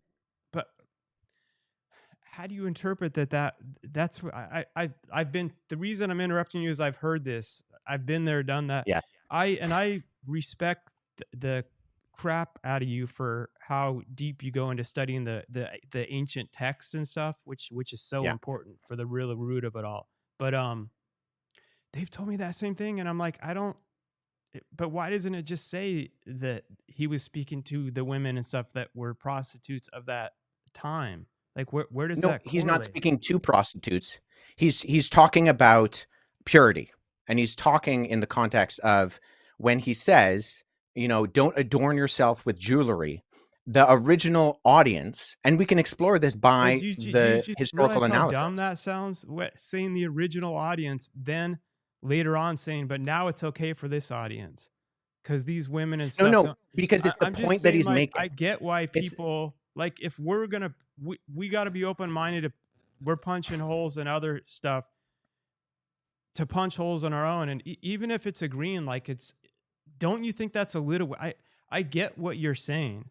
Like if prostitutes at that right now, if prostitutes all wear a red band around their neck and Well, that signals what all prostitutes are, a lot and of it's like, a don't lot of wear that. prostitutes have tattoos, and a lot of women who aren't prostitutes have tattoos. Right. That I don't think it's this black and white that only the prostitute and also you're only talking about in one little town. So my bigger question would be to God, well in Greco-Roman like, antiquity. why did you put that Yeah. in the So Bible? we That just take confuses everyone though. Because God didn't put all that. these God other didn't. civilizations are going I to be think we reading have that.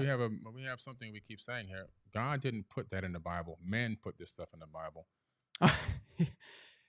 And I think that with some of the old, I'm telling you, Billy, it's for me, I think he'll get back.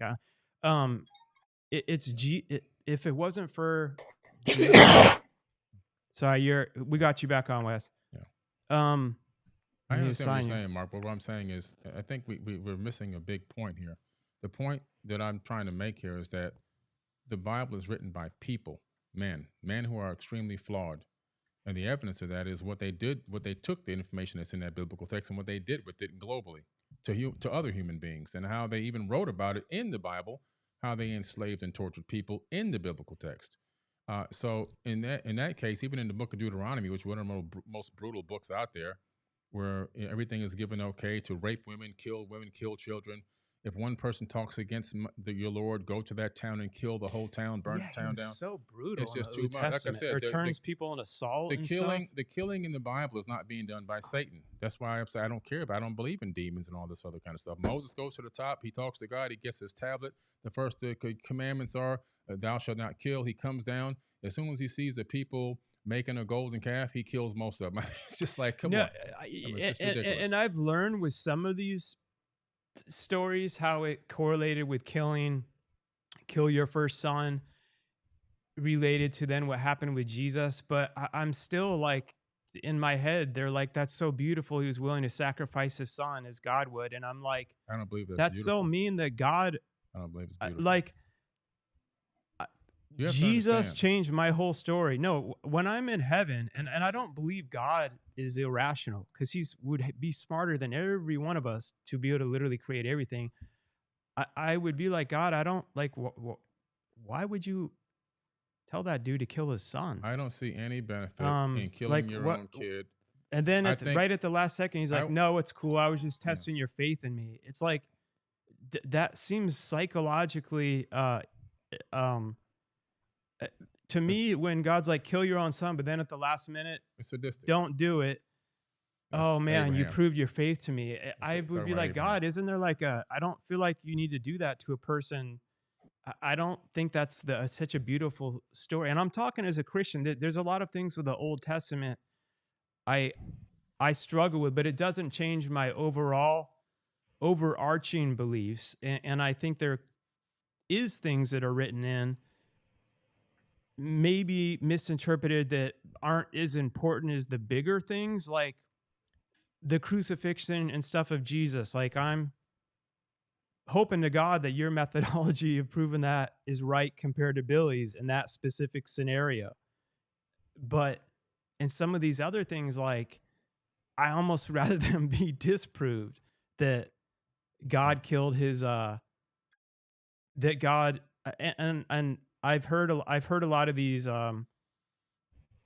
different answers and stuff, and I know God gave us free will and I understand all that too, but it's just like the God of the Old Testament and Jesus, it's hard to believe that they're the same person. That's Yeah, can I? Sorry, I cut out quite a bit Yeah. there, and so I think I And missed a then large I'm portion. not, So yeah, I yeah, keep apologize popping for off, that. Wes. And I'm just, I might get to say a lot of stuff that I want to say. Go ahead. I'll shut Yeah. up. So let me Actually, just say this. So the most quoted verse of the Bible in the Bible is a version of Exodus 34:6, which fundamentally describes who God is, that he's compassionate and loving, full of grace and mercy, and abounding in steadfast love.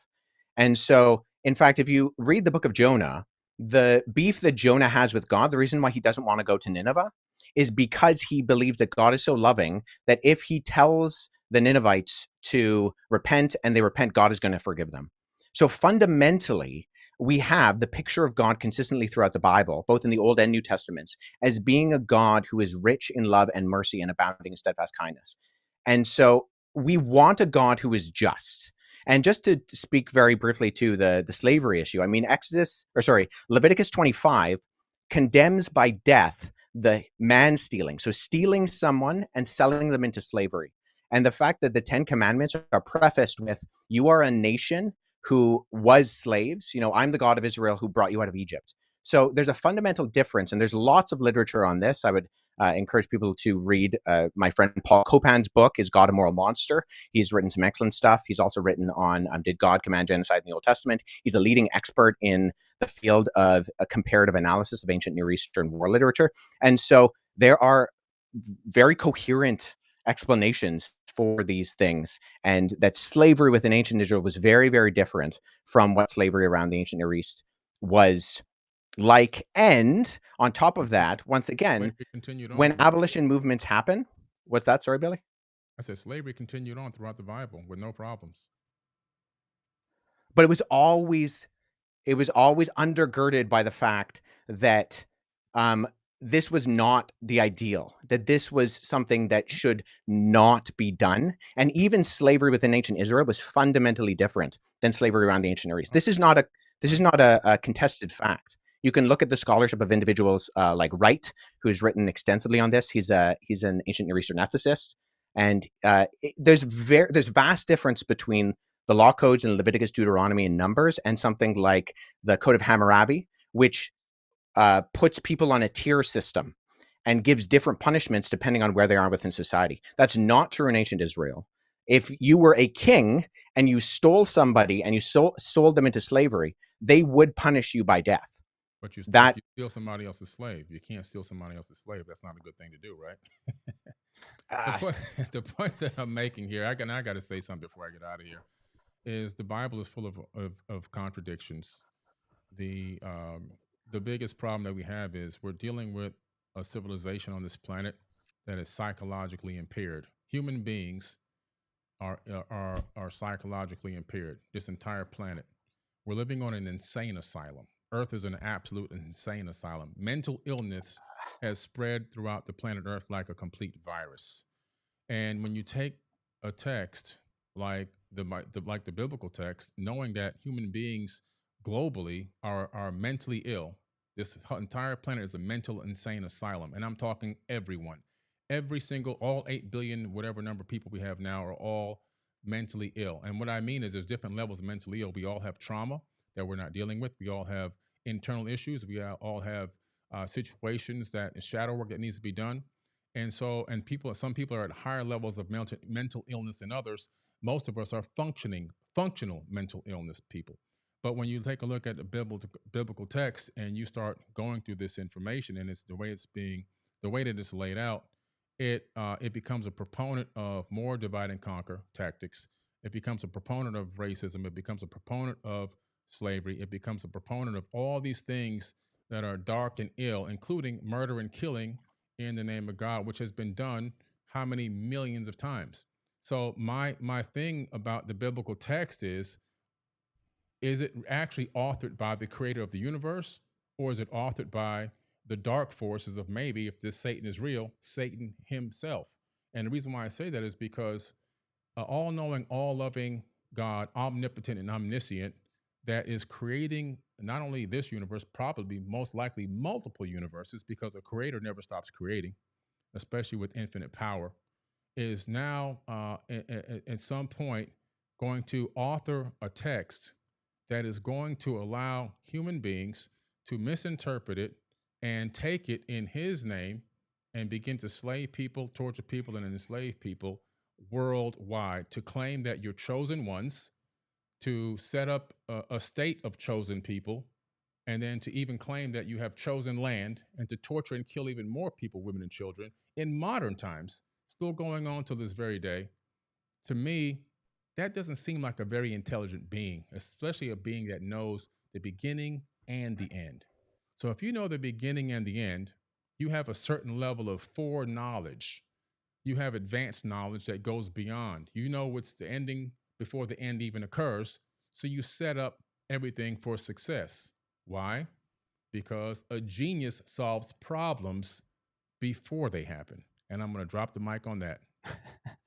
with some of that too, I think came back on. Yeah. Um, I got to get to this meeting. yeah, there's old stuff that it's hard to comprehend, but the thing that again continued to change my life was Jesus, and the core of it was love conquers all things. I can't miss this. So This big yeah, break. keep going. All right, brother. Love you. Thank We you, can brother. do a follow I up. really appreciate it, Billy. Thanks so much for interacting.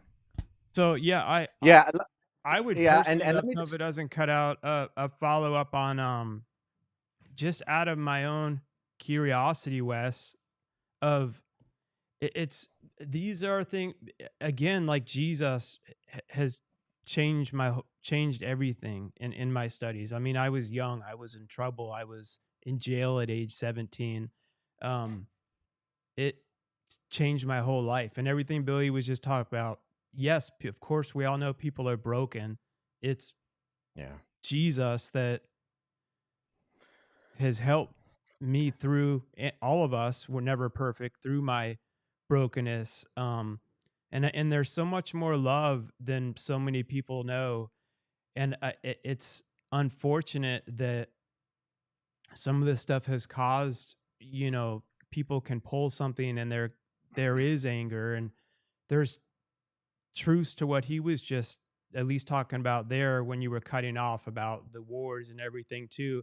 And it's sad because that's not what Jesus is doing there for us. And for people that truly don't have, the Jesus I know in their life, I don't preach down on them like I'm better than you, or I to me it saddens me, to be honest, Wes, Yeah. talking heart to heart, because I'm like, man, at the end of the day, I've had so many times, bro. I've had times, I'm telling you, my wife's Muslim, but it was a church that saved our marriage.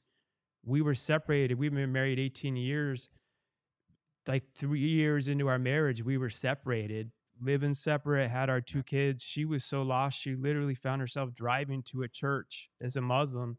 It just so happened at 11 a.m. There's too many coincidences in my own life that I can prove that she found, well, everyone listening to this, she found a person that happened to randomly be at church at 11 in the afternoon, and he just so happened to be the marriage counselor.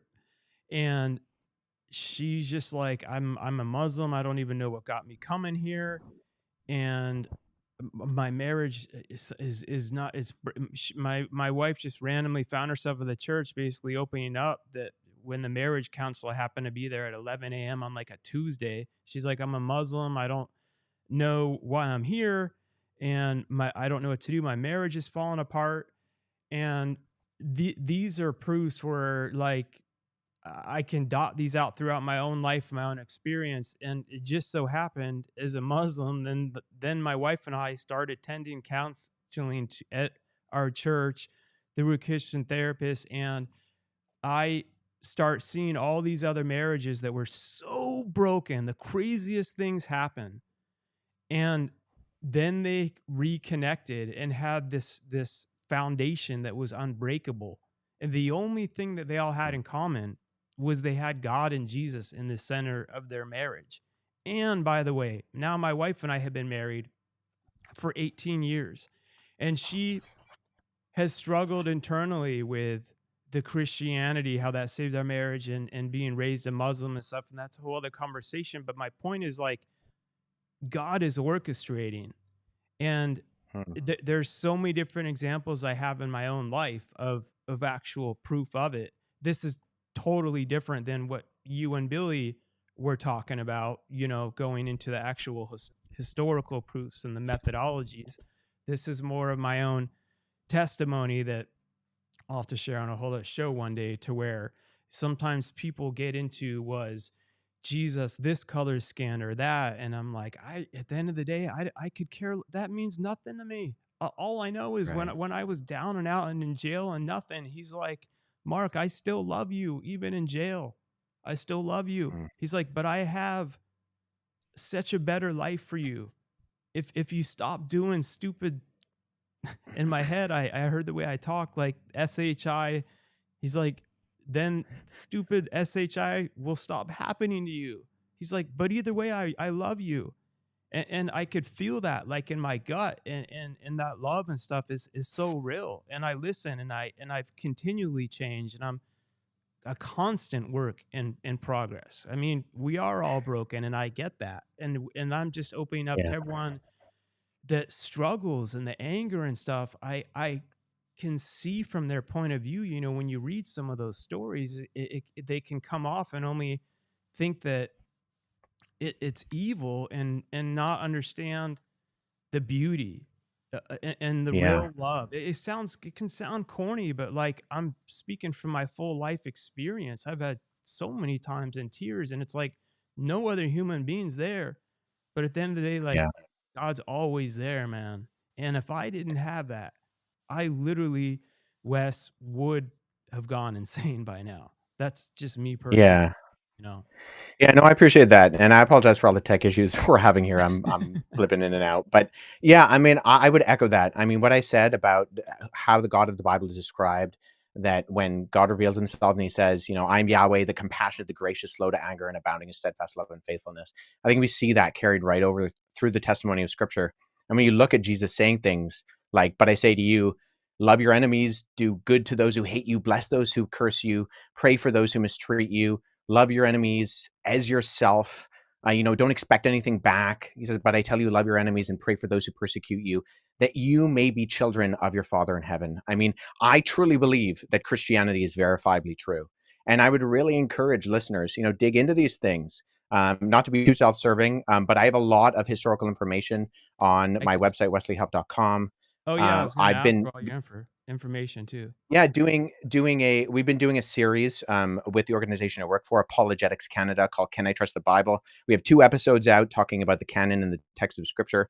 I'm going to be going in 2025 to hopefully a number of other countries and exploring even some of these Old Testament stories, going to the locations where they happened overseas and talking about, how do we deal with some of these more tricky texts and the historical reliability of them. So I'm not afraid of the nitty gritty here. I want us to understand those things. And so God has changed my life, Mark, just like He's changed yours. And I really appreciate Right. that. And I appreciate Billy being willing to come on and interact. I think Billy's a great guy. I just think fundamentally. He really is, Wes, to tell you. And I told him, um, I love him so much. I didn't want him to feel bombarded, but he's respectable. And I told him, I was going to have you on. I Yeah, wouldn't just catch him off guard.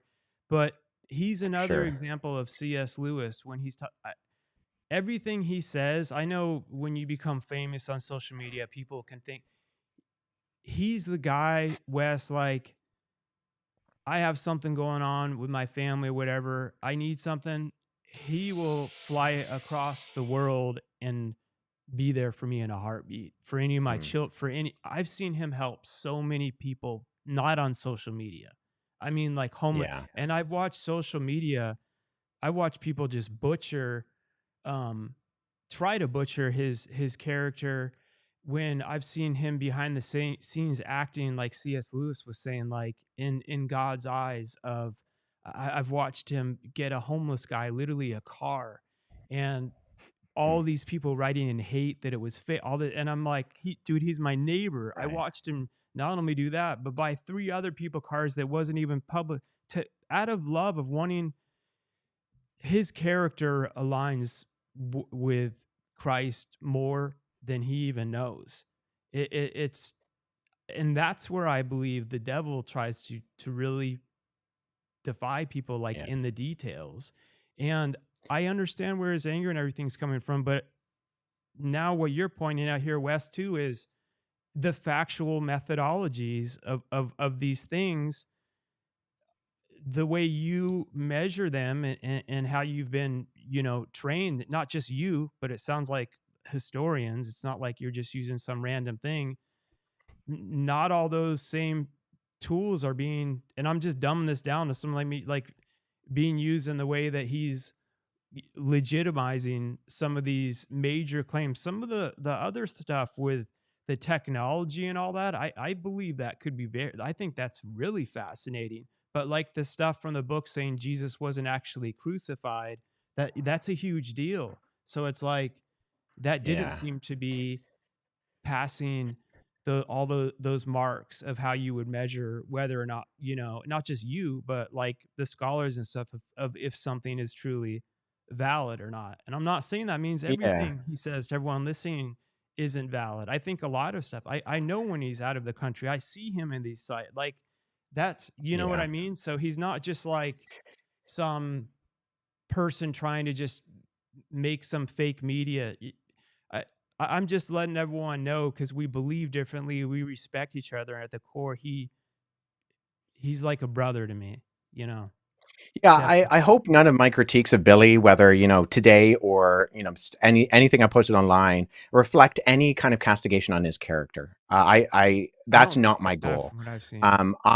My goal is, and I do this with Christian videos too. Sometimes people say a little bit crazy things with the biblical languages or whatever, and sometimes I do go on social media. I'm like, hey, we need to correct this because we need to make sure that what we're saying is true. And there's a Mhm. historical smell test, and I'm afraid a lot of what Billy says just does not pass the historical smell test. And that has nothing to do with him as a person. Right. It's not a personal attack. I think I would just implore and encourage Billy, the sources that you're using, the ways that you're analyzing evidence, they need to be verifiable. And I think when we look at the Bible and we look at what it says, that you have these early eyewitness testimonies of this person, Jesus Christ, I think those are verifiable. And we can say what we have now is what the original authors wrote.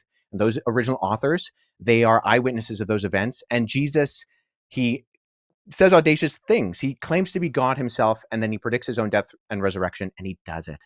And people who rise from the dead have more credibility and authority than people who don't rise from the dead. And so I think that means something. You mentioned C.S. Lewis. C.S. Lewis said that a Christianity, if false, is of no importance, and if true, is of infinite importance. The only thing it cannot be is moderately important. And so I think we need to take that seriously. We need to make I sure that we're analyzing whether it's true or whether it's false. And if it's false, throw it away. It's right. no, like I said before, there's no use in following a lie, even if it's a convenient lie. But if it's true, that should fundamentally change the way that you live your life. And I think it is verifiably true. Yeah. As we're ending up, I obviously live my life believing it to be true, but there are some things I still struggle with. And by the way, so did everyone else in the Bible, as I was saying. They leave them in. They never were just one day perfectly, I'll never mess up again. I'll never doubt God again. That's what continues, like I was telling you, Wes, to make me believe is the Mm, humanity that's in the Bible throughout. To where if it was written by a person, I feel like they would make these people like perfectly, once they found God, they never questioned him again. Even after all this, they'd be like, I'm doubting this God. I don't. So, and that, to some people, yeah. they look at that as contradictory. To me, it was the opposite. That gives me hope because it's more relatable. And God's like, I'm always here. And I feel like that's Yeah. us as humans. And one thing I want to tell you, that because you like scholarly stuff, I think you'll find this interesting. I got my BS in psychology at Colorado State, and in one of my courses, we studied Jesus, and it wasn't a Christian college by any means, any religion, but we did a case study of Jesus Christ and ran all the standardized psychological tests. And it's Hmm. basically, if Jesus Christ, which everyone agrees was a person that existed in that time, I don't think there's really anyone that questions that anymore. That's been so overly proven, regardless of your beliefs. If he was a person in that time and claimed to be the son of God, he would either be he'd be something on how we measured psychological disorders, whether it's full blown narcissism or Hmm. schizophrenic, all kinds of things. And we ran the test the same we would with everyone else, studying his writings in life as a whole. So because he just said one thing, we couldn't we had to take everything into account to see like the patterns of what he said, his actions, Yeah. how did they match up his words, the different psychological tests, because you could say one thing, but you could start to see behind the scenes, oh yeah, they have some schizophrenia like different symptoms that would correlate over time. But he couldn't Yeah. not be, he would either have to be the son of God or crazy. You can't, you and I that's not the politically correct term they would have had. But even our Yeah. professor, who by the way didn't claim to have a belief in religion, said it can't be both. Well, at Yeah. the end of the test, Jesus came out to have no psychological disorders at all, meaning he was a sound person, and what he said would have been true. And that class Mm. actually, without them even knowing it, took my faith even to I already had strong faith then, but I'm like, wow, that took it to another C.S. Lewis even level right there, that we just did a case study on him, ran him through the test, and he's not crazy, but he says he's the son of God. Yeah. Well, that's the Lewisian trilemma, where C.S. Lewis said that if you take Jesus seriously, he's either a liar, a lunatic, or he's Lord. And so it's very interesting that you phrase it that way. And even going back to what you were saying and touching on the methodology question, historians, when we do analysis, we one of the methodologies is what's referred to as the criterion of embarrassment. And what you talked about with the authenticity of the heroes of the Bible being fundamentally flawed is one of those criteria. You know, if people in history don't usually write things that make themselves look bad, that reflect Right. poorly on their leaders and kings. And I mean, you look at this when you look at the inscriptions from the ancient Near East, the Babylonian inscriptions, the Sumerian inscriptions, the Egyptian inscriptions, they always make the king, the pharaoh, look good, Right. because even when they lose battles, they spin it in this like political narrative. I mean, just like we do today with politics, right? But when Right. you read the Bible, the what really sets it apart, both a religious text and in a historical text, is the honesty it conveys concerning its heroes. And a primary theme of biblical scripture is that the greatest individuals spoken about in it through its pages are broken and flawed. You know, even just Just thinking like off the Billy top of was my head saying. quickly, yeah, sure. Abraham was the father of a nation and he was a liar. Jacob was a patriarch of Israel and he stole his brother's birthright, right? Moses led the Jews out of captivity, but he was a murderer. Daniel was the greatest king. You mentioned he was a man after God's own heart. And at the same time, he was a serial adulterer. Noah was the only righteous person on the earth, Genesis 6 says, but he was a drunk. Peter was part of Jesus's inner circle. And when things got tough, what happened? He chose to deny he even knew Jesus. Paul Yeah. wrote more Three books in the New times, Testament but than then Jesus. any other book. Yeah. Yeah. And The he was things that before, correlate are beautiful too, where he denied him 3 times, but then what did Jesus say back to him 3 times? Was it, "Do you yeah, do love you love me?" me? And so then Yeah.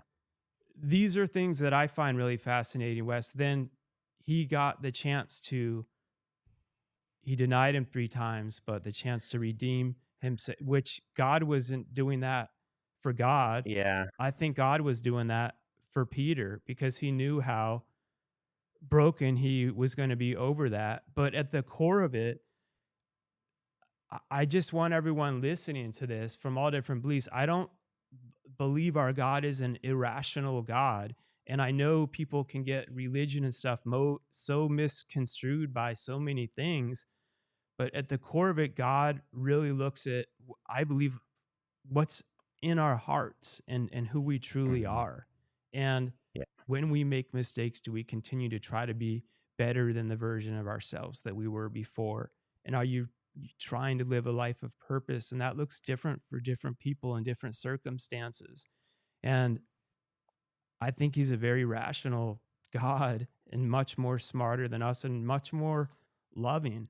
And there is stuff that I definitely still have questions about, but it's not enough to break down.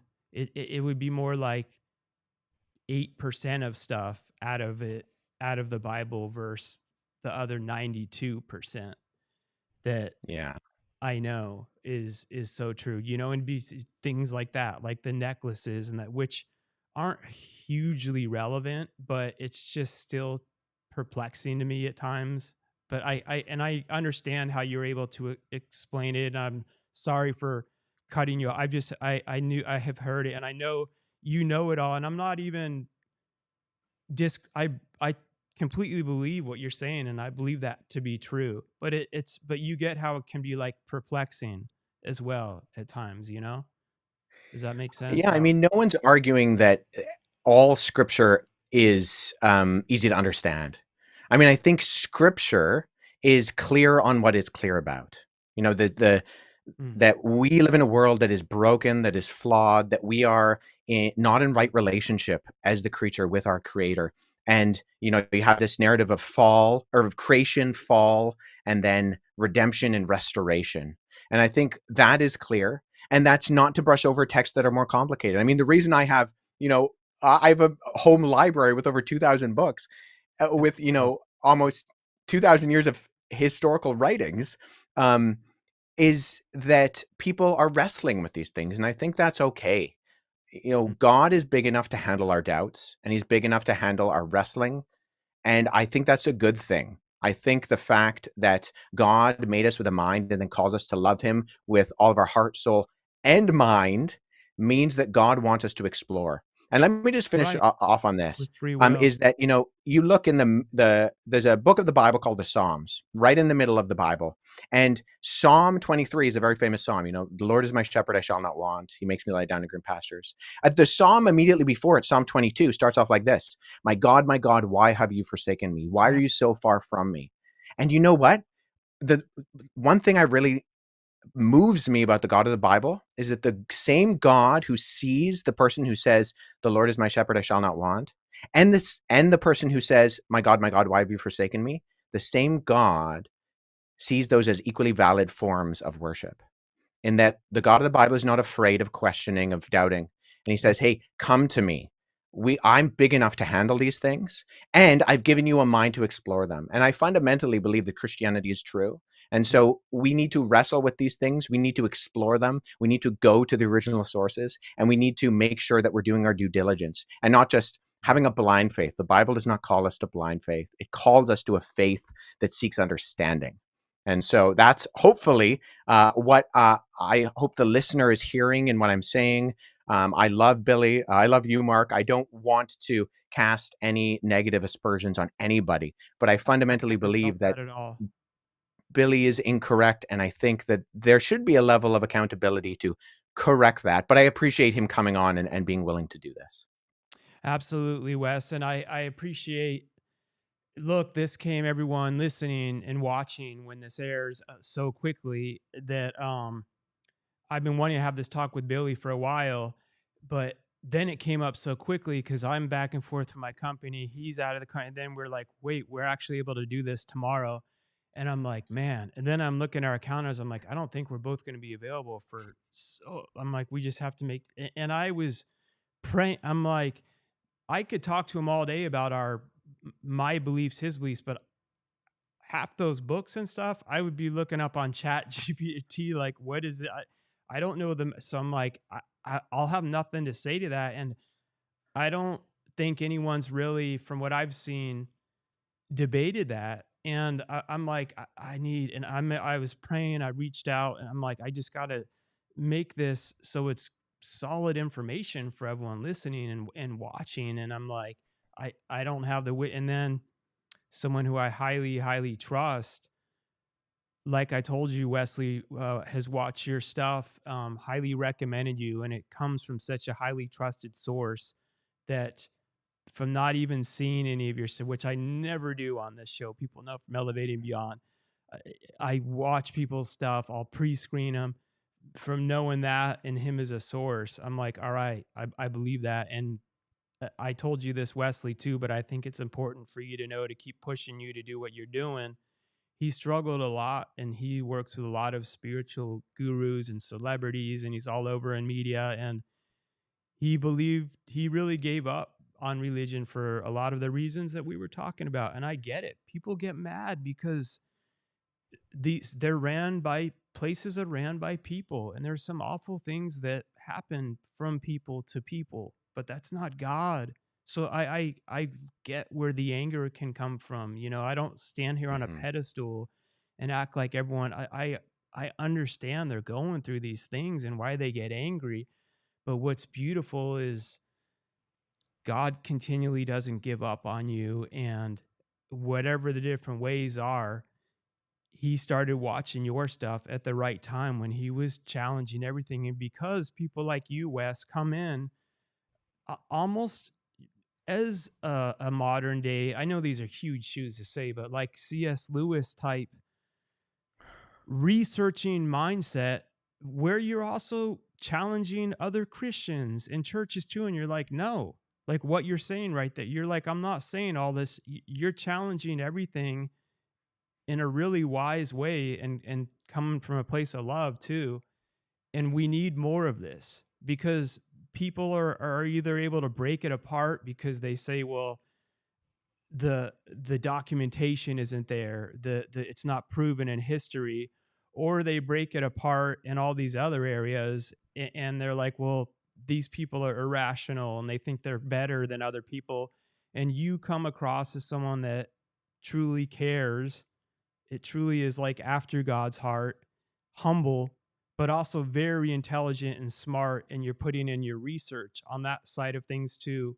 And you're willing to be wrong and right. And that led my good friend to rediscover God, and has actually, he's starting to, he's well known, but he's preparing to start sharing his whole testimony, which a lot of people are going to be surprised. He said that's been because of, like, largely because of you, Wes. And I gotta let you know that, my man, because that's that's why we're here, right? It's to fight the good fight. It's really to help people understand and connect that are watching this and listening to this. That Wes and I are on here. Wes isn't on here trying to be a hater and hate on Billy at all. I think you're really just trying to check. I don't think you're just looking factually for what you're finding things to be. And we need more of this. And I don't Yeah. think we see enough of it. On people just pull these sensationalized clips out of everything. They will from the show too. They could edit this any, not, we won't. We'll air the whole episode and we'll do clips to lead them back to the full. We don't edit unless there's like a gap, but we don't change stuff. We make reels and all that good stuff, but people see too much of that and it throws them off. And there's so Right. many people that have been taken away by these people who I know tons, and that they see him on social media as one persona or these huge preachers or something. Behind the scenes, they're a totally different person. And when you meet someone who is who they are, both on and off the camera, of course you're prepared, you're in the camera and we're all human, but overall your character and core values line up.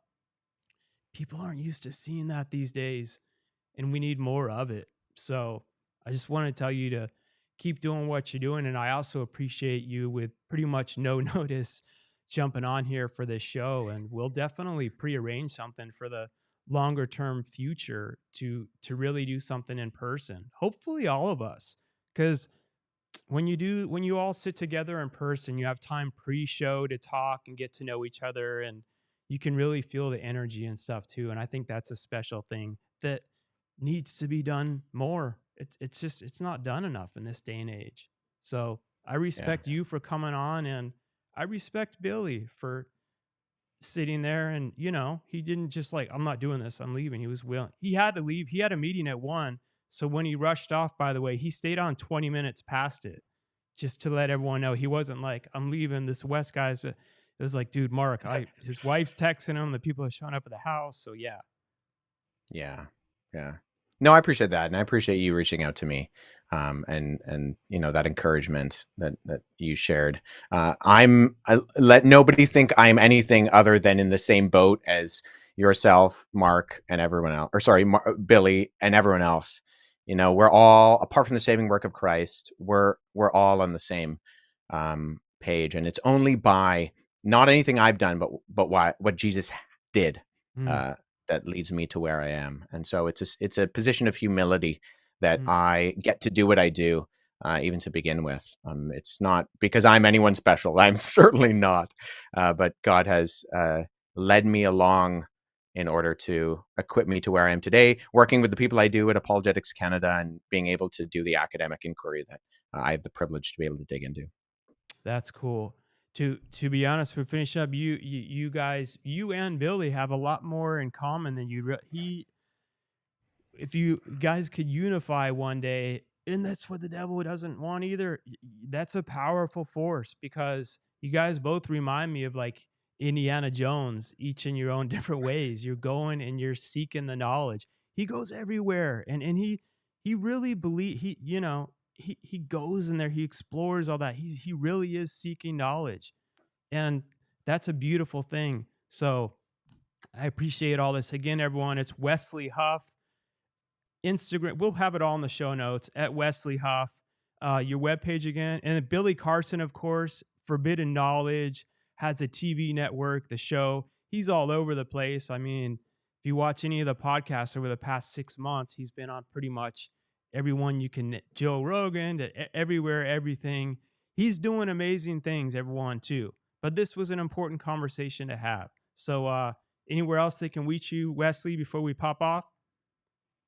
Yeah, wesleyhuff.com would be the one-stop shop. Any of my other socials, or the podcast that I sometimes jump onto, or the videos that I do, that can all be found there. Awesome. Thank you so much, my good man. And thank you so much, Billy, and everyone. Never settle, never give up, and keep elevating beyond.